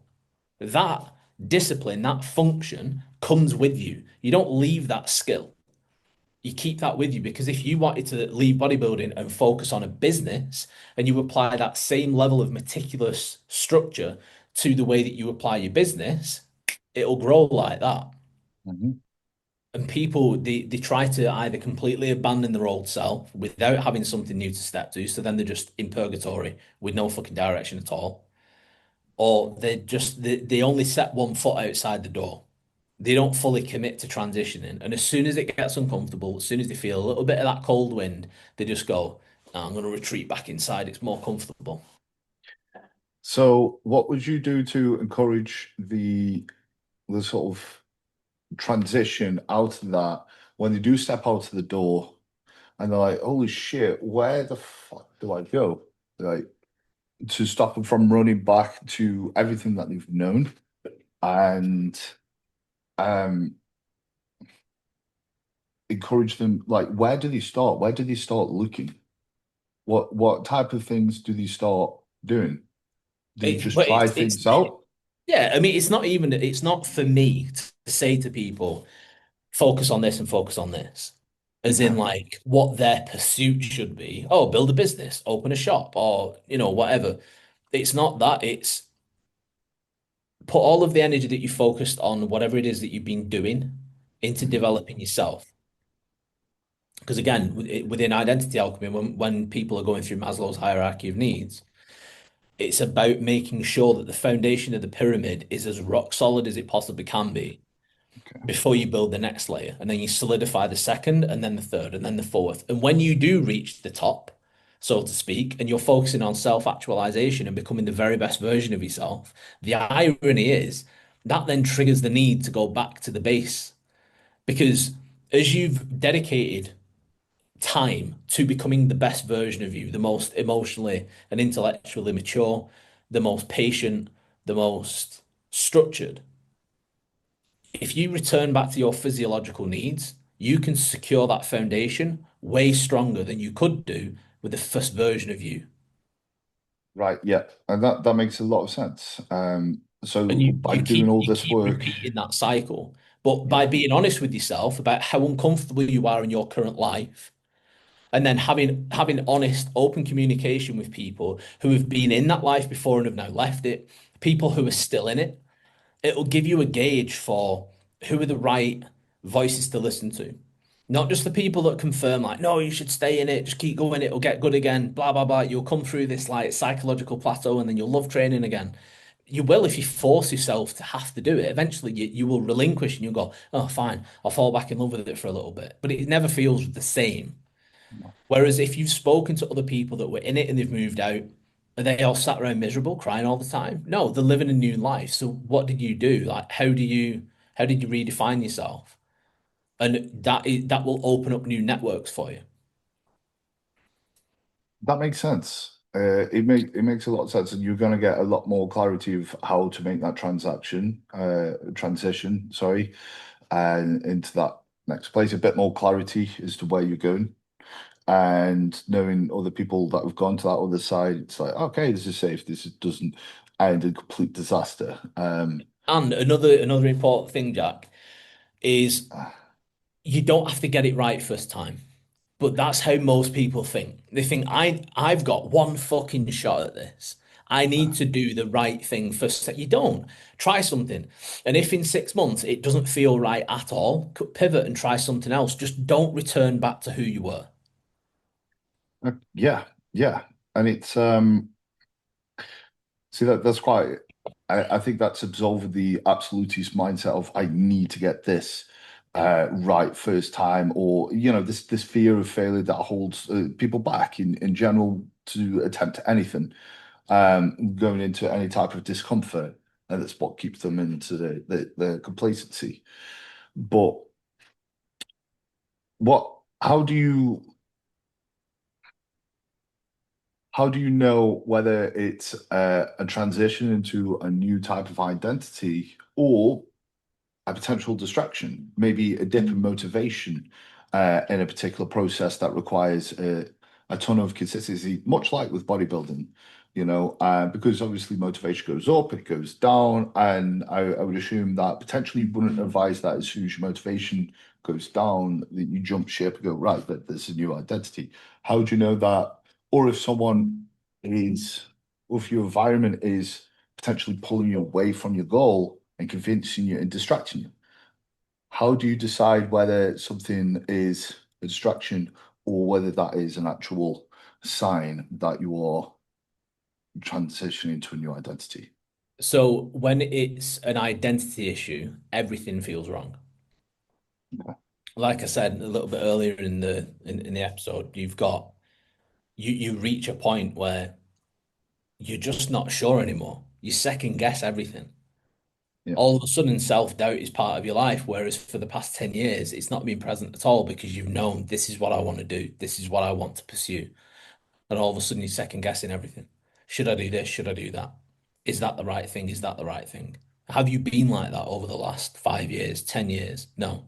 Do you find yourself being far more emotionally fragile than you have been under normal circumstances? And it doesn't mean that you sat there crying, but it could be that the effort that goes into regulating your emotions is taking way more time than what it normally would. You get angry at things, you do get sad at things, the frustration. You experience fear at times when otherwise you never would. It's a huge amalgamation of things that actually, to me, when I'm speaking to someone, indicates, is this an identity issue, as in the whole identity, or is this just there's elements of their life that should be controlled that aren't being controlled? Because when we talk about control the controllable, it's this um it's this parasitic activity where an area of your life isn't going the way that you want it to. And because you feel out of control of that specific area, what some people will do is they will then begin to relinquish control of other areas of their life that are completely in their control. And as that starts to advance and you feel more and more out of control, you start to feel more and more overwhelmed, and it gets worse and worse. So you've got to at least look at your life and be like, right, what are the things that I can control? And once you've got the list, be like, which of these things am I controlling? And then once you've got that list, you go, and to what degree am I controlling these things? Because it's not just the what. What am I controlling? Oh, those things. That's sweet. How are you controlling them? Are you 100% in control of that completely controllable variable? Or are you just controlling just enough Mm. so that it doesn't go to shit?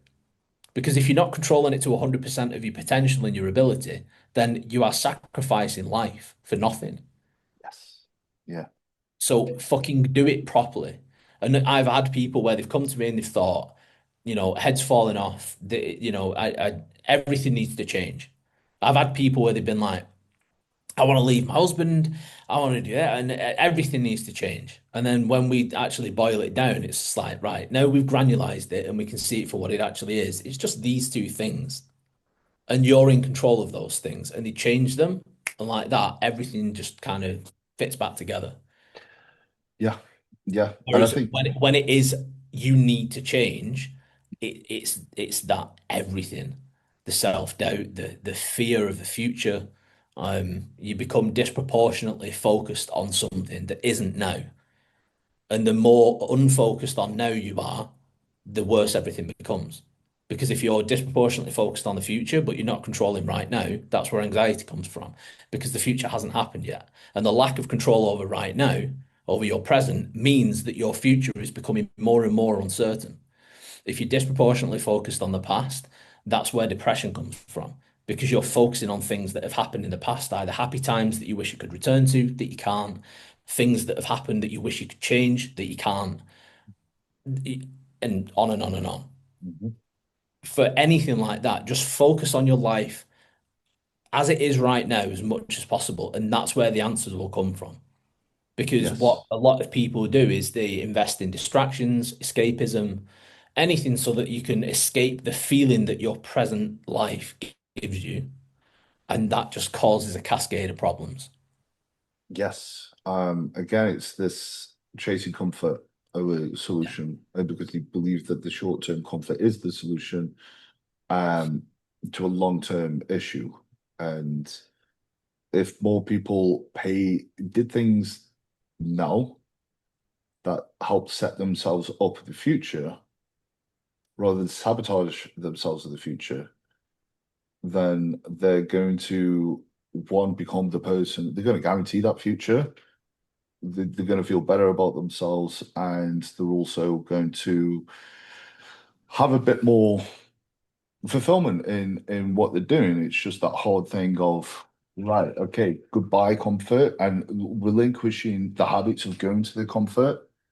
And this could be a lot of things like, right, I'm gonna just distractions, really, distracting yourself from dealing with the issue.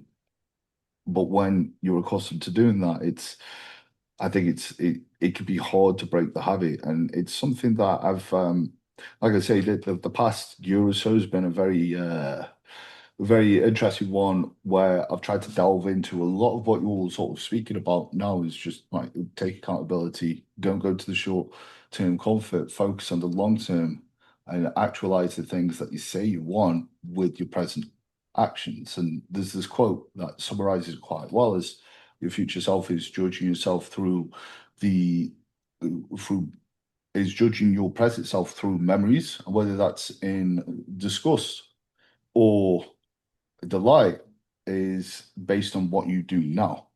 Mm. And I think it's been mindful. It's been mindful of the opportunity cost that comes with your actions now, because inaction is still an action. So Yeah. I'll Well, get, it's a choice. is it? It's a choice. Inaction is a choice, and you use the word habits about a minute ago, and that's another thing that I don't like my clients utilize. I hate that word Habits. because we don't have habits, we have choices. We have good and bad choices. Yes. Because Okay. you will notice that habits are only ever mentioned when someone's trying to abdicate responsibility and accountability for a negative thing that they do. Yeah. Like you achieving what you've achieved with your physique, turning, becoming an IFBB pro, etc. Like it's amazing, and the amount of work that's gone into that is fucking enormous. If somebody was to ever say to you, "Oh, have you done that?" You wouldn't just go, "Oh, it's just good habits, mate," would Yeah. you? I mean, I would You, say, I would you, you say, wouldn't. You wouldn't. I would say I got myself into the way I like to see it is put myself at a Groundhog Day where the things that I'm doing are conducive for the things that I'm trying where I'm trying to go. And I try to Mhm. habitualize the things that I do as much as I possibly can. So I'll wake up and because I like the idea of discipline creates freedom. So I'm going to be doing things that are going to be helping um, Mhm. certify that success as much as possible. And once I get adjusted to doing that, it feels habitually habitual. But Yeah. So for me, a habit is you've got the thought of the thing, and mhm, then you've got the doing of the thing, right? So yeah, you've got thought and action, yeah, and the longer you run that process, the more efficient and proficient you become. So it reduces and reduces and reduces. So you end up where there's next to no time between the thought of the action that you want to take and the actual taking of the action, but you always make the choice to commit to the action. okay, And people claim it to be a habit when the latency between the thought and the action is tiny. But everything that you did that was good, that has led you to the success that you've garnered, every single thing was a choice. Every meal was a choice. Every meal prep was a choice. Every session, every set that had the risk of injury, everything that you've done, all the cardio when you're fucking exhausted, but you still get up and you do it. You climb the stairs and you're climbing for a fucking hour. Even though in the first 5 minutes, the thought of doing another minute was a daunting task, of doing yeah, six instead of 60. It's not good habits. It's consistent good choices that lead you to it. But when somebody does yes, something that is okay, negative and it's detrimental to their life, oh, it's a bad habit. And then everybody that's around them that does the same shit go, oh, yeah, I do this. Oh, don't feel bad. I do the same. And they all enable and validate each other's fucking bullshit. And then it's a race to the bottom. yeah, yeah. That you know what? yeah, so you've touched on a couple of things there. So, one, would you describe it more as the efficiency of making choices over a habit? Instead of a habit, would you say it's becoming just very efficient and making the right choice? Yeah. I understand that. Because when you're doing things and you make the good choice and then you see the merit of it, it's easy to justify that choice. Hmm. Whereas initially you make the choice, say you start exercising, you've never been to the gym before, you do it, and it's hard to justify being uncomfortable because you don't know, you haven't seen the fruits of your labor yet. And you can only see the fruits of not going to the gym and having a takeaway because it's enjoyable in the short term. Until you keep going to the gym and you're starting to see the reward of doing that, you're feeling better, you're feeling healthier, your physique is developing. Okay, cool. That gives me accountability. The choice is a lot easier because I know that other choice that I used to make is going to pull away from this. So it's a more efficient thing. And rather than it being a conscious thought of, right, I will go to, it's like, it's, or it feels autonomous because you're very efficient at making that decision to go Yeah, to the well, gym. when you first do it, you have to form that neural connection. Hmm. So you And have it to becomes create you, subconscious.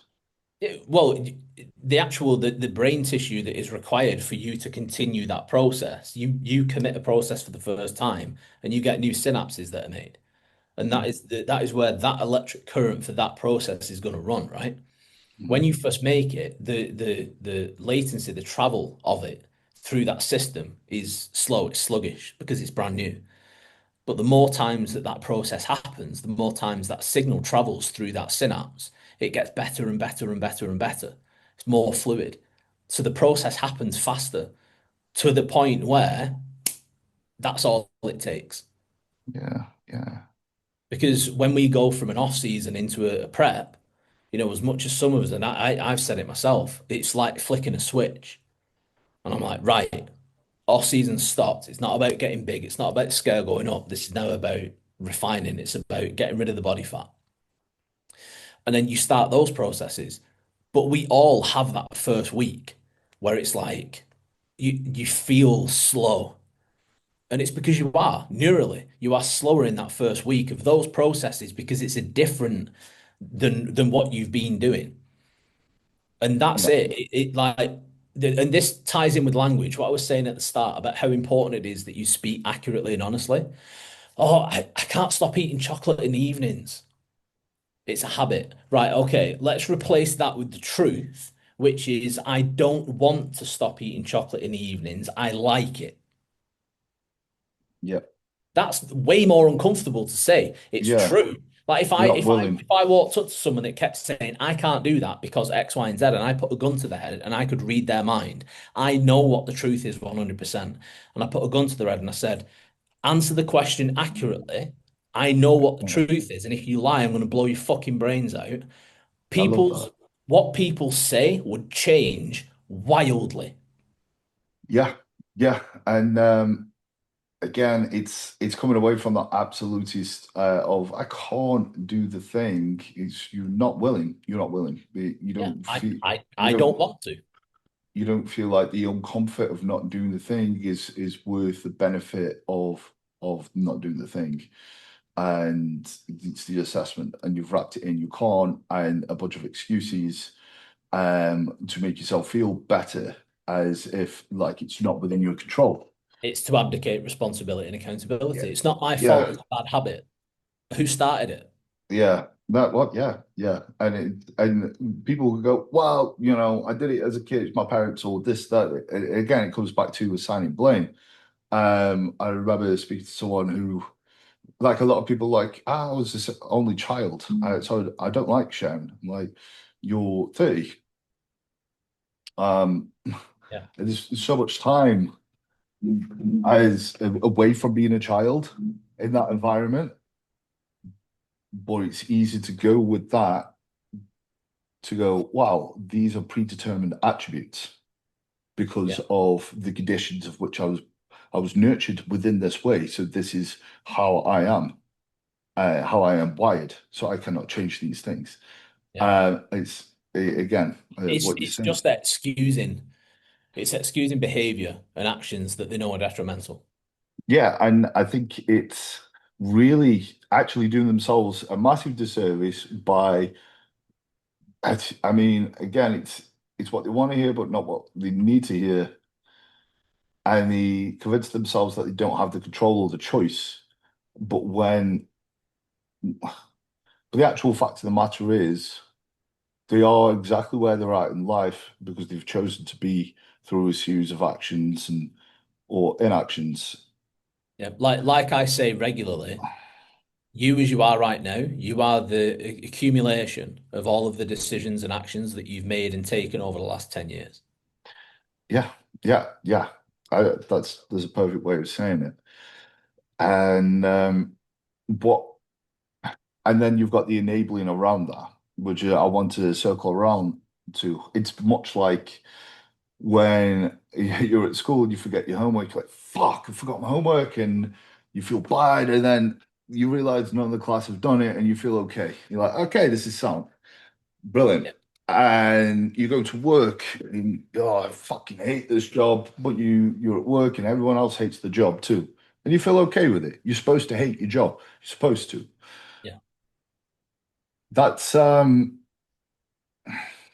actually go, ah, it doesn't matter if everyone else feels this way. It's not right. I don't want to feel this way. It doesn't matter if everyone else can't follow the diet. Or it doesn't matter if everyone else is unfaithful in the relationship on my circle. It Yeah. doesn't, I don't want to be this way. That's a process to get to when your environment is screaming and enabling a certain action.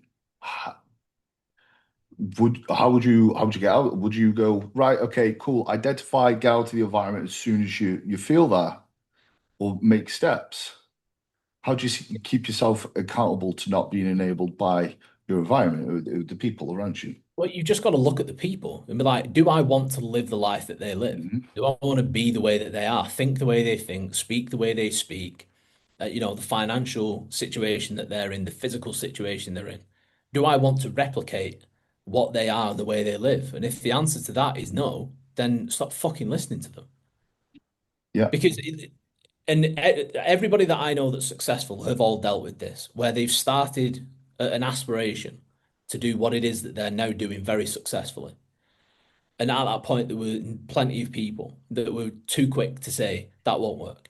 I don't think you should do that. You should do this mhm, instead. You should play it safe. You should do this. You should do it's just like, no, that's them viewing your aspirations through their lens. They cannot comprehend the mentality that you've got to pursue what it is that you want to pursue.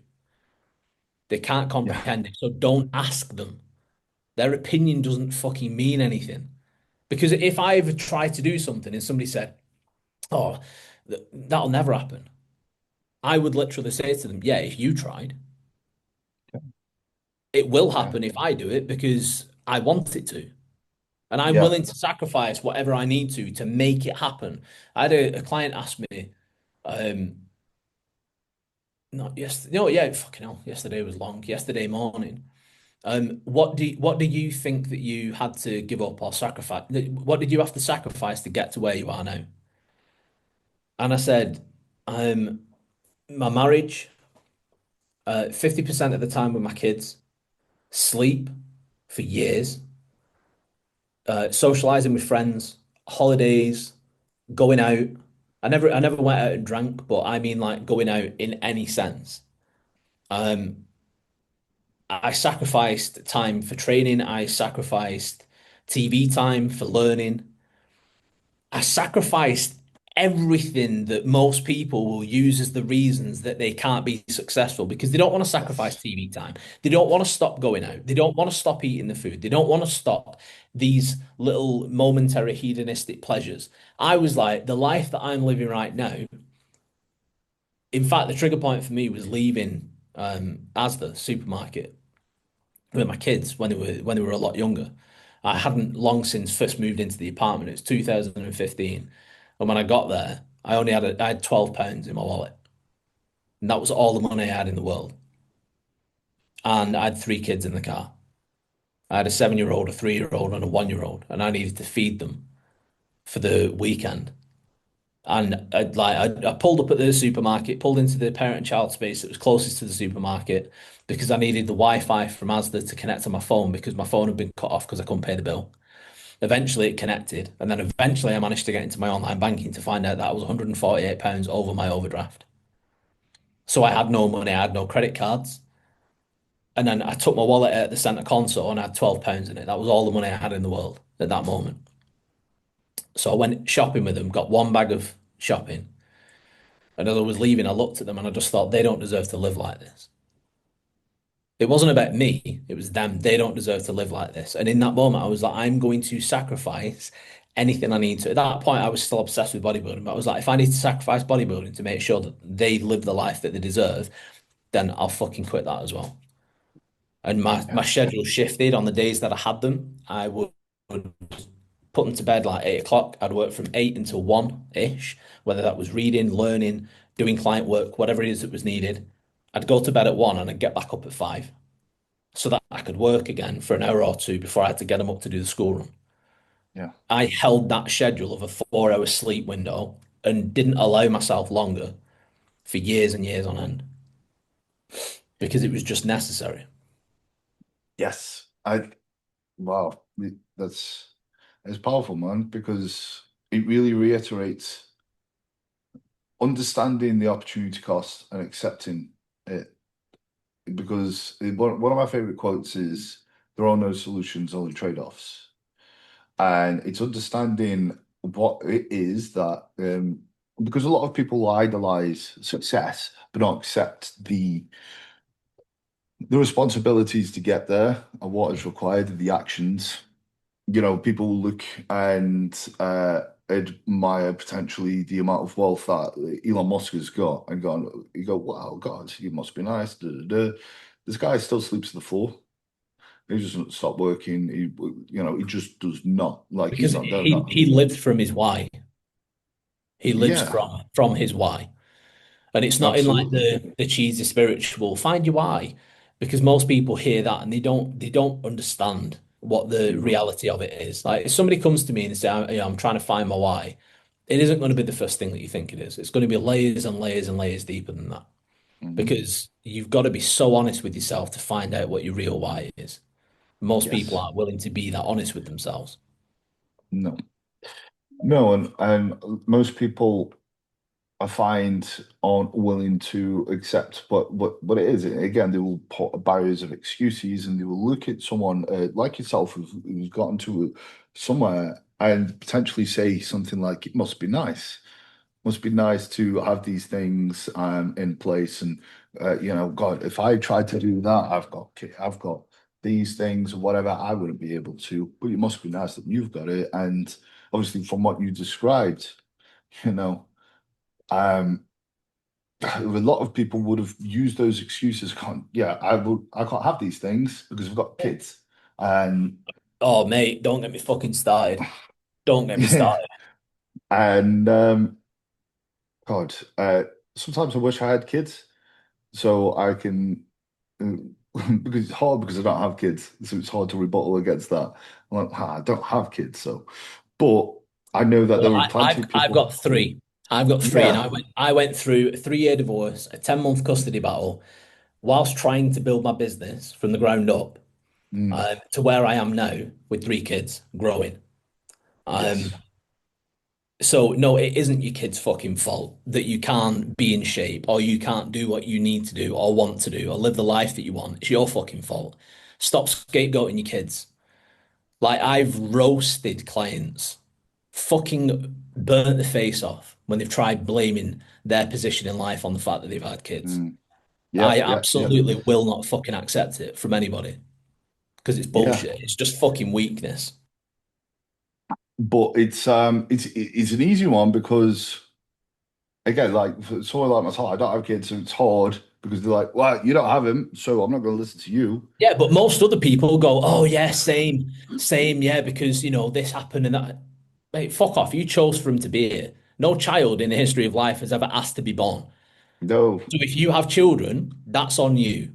And then Mm, once your child is born, your duty and responsibility is to make sure that they have the best life that you can possibly provide. Stop making fucking excuses and work harder. Like if you yeah, if you show me a parent who says that they're struggling for money or whatever, they can't get their child something that their child needs because money's tight, and I go in your fridge and there's fucking alcohol in it, I'm gonna fucking smash it over your head. If you smoke or you smoke weed or you have any kind of pleasures like that, you gamble, you go out at weekends or anything like that, you can just get fucked because all you're doing is positioning shit that you want over what your children need. yeah, That's what it boils down to. You're a fucking shit parent. Because I have had people say to me, it must be nice. And I've had people say, oh, it's all right having that view when you've got what you've got. I'm like, yeah, but you're speaking to a guy who just 10 years ago, in Christmas of 2015, Christmas Eve, my mum and dad came round to my apartment with bags of presents that they'd bought for the kids, for me, to put under the tree because I couldn't afford any.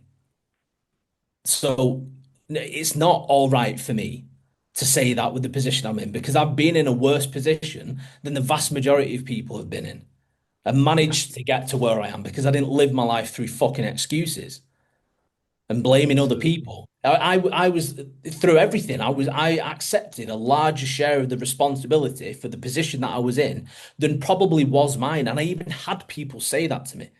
They'd be like, mate, that isn't your fault. I'm like, it doesn't matter. It's still my responsibility. I still own that. I need to be like that. And Yeah, if you do that, honestly, if you get radically personally responsible for everything about your life, every decision you make, your circumstances, everything you experience, things start to change. yeah, I, I, I can honestly attest to that.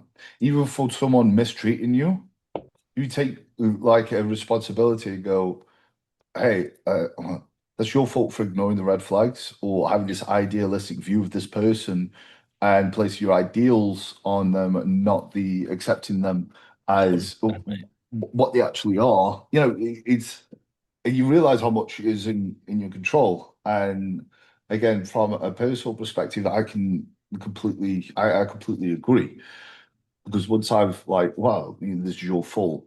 Um, sort it out. You were in control and sort it out.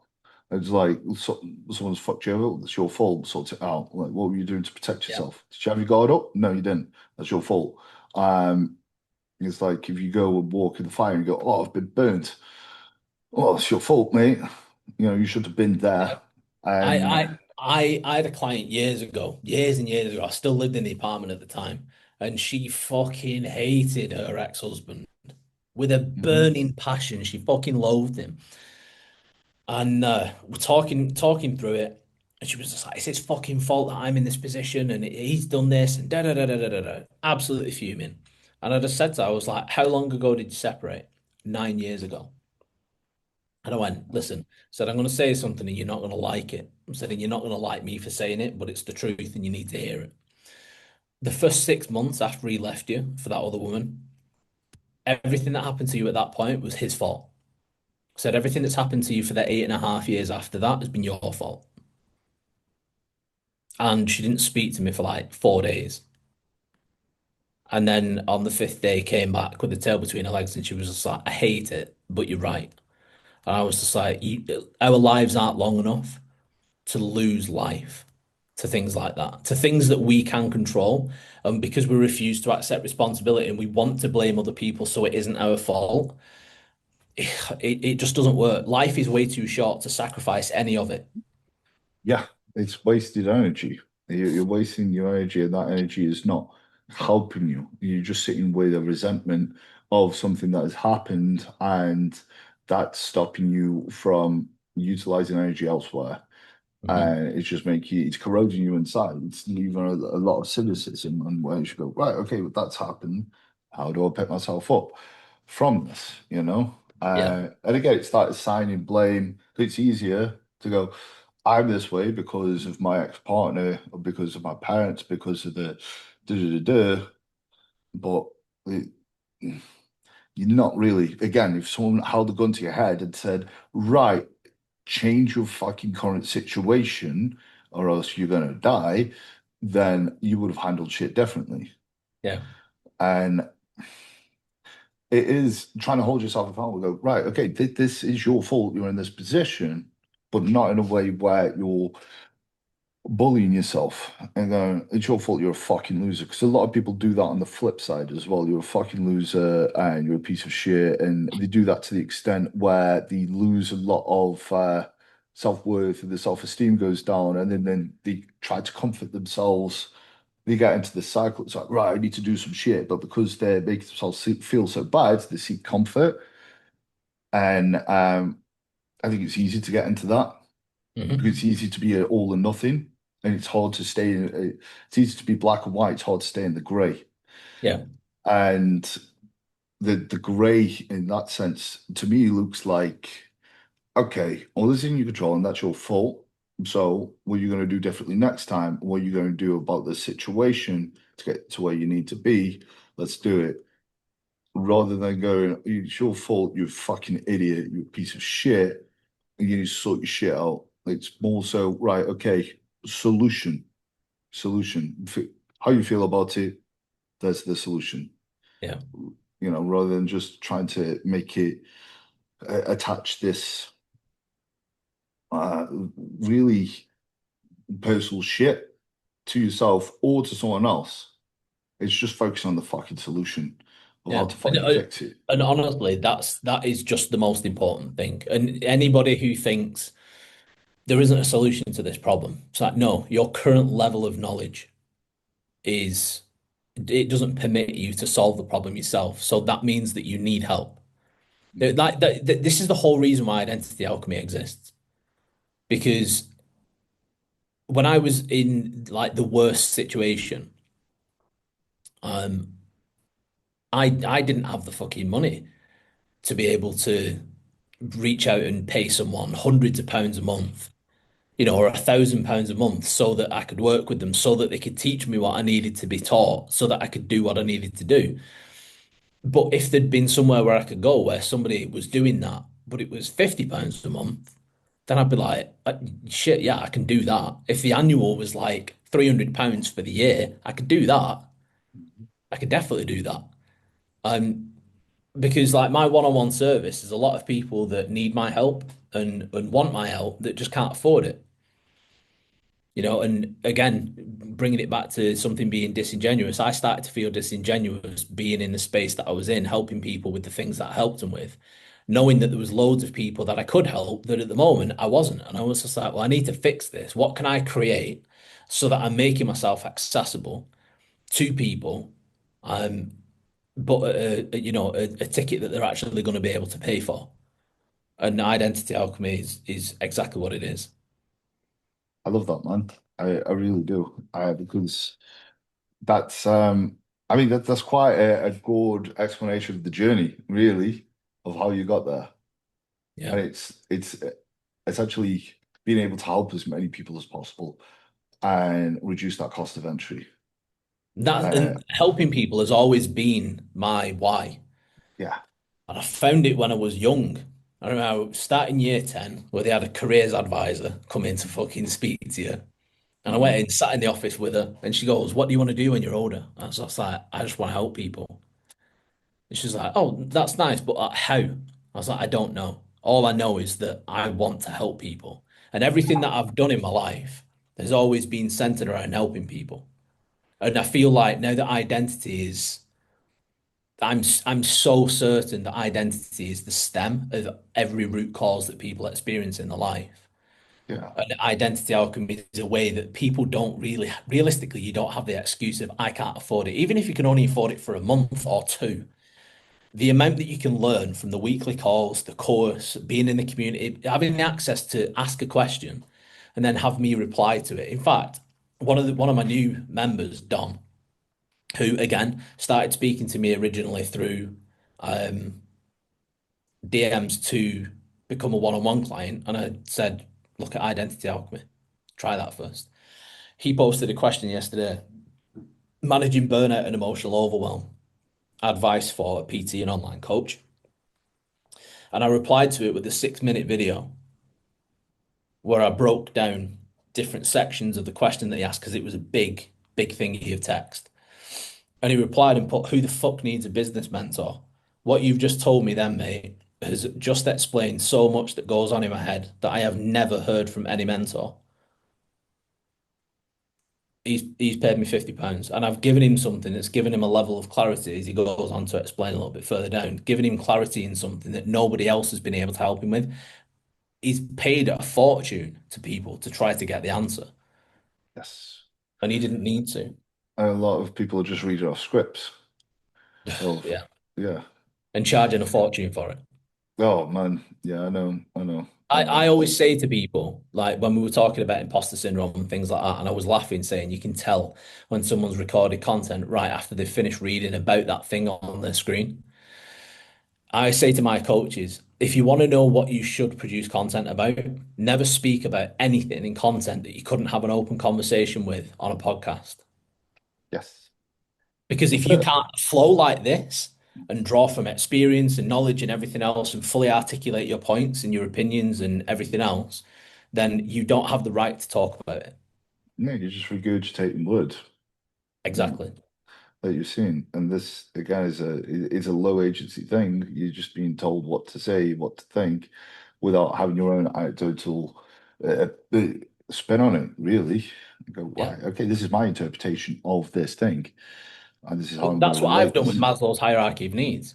I claim nothing of the structure of Maslow's hierarchy of needs and like the fundamental understanding of it.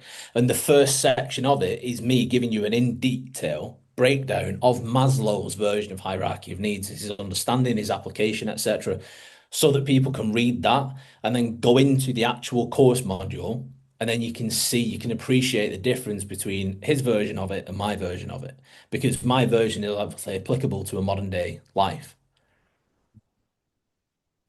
And that's it makes sense. It makes sense. It's being able to be inspired by other people and their ideas, and but also having a fucking opinion, having your own thoughts on it and your own interpretations.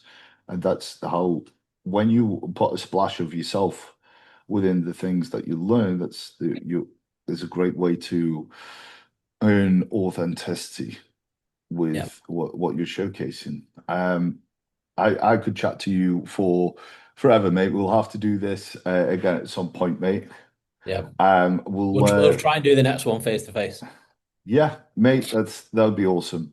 That'd be awesome because there's still a lot that I could probably go in. I could probably spend all day, but we'll give the listeners a breather until the next time. But before we do end this, obviously you've got the identity alchemy.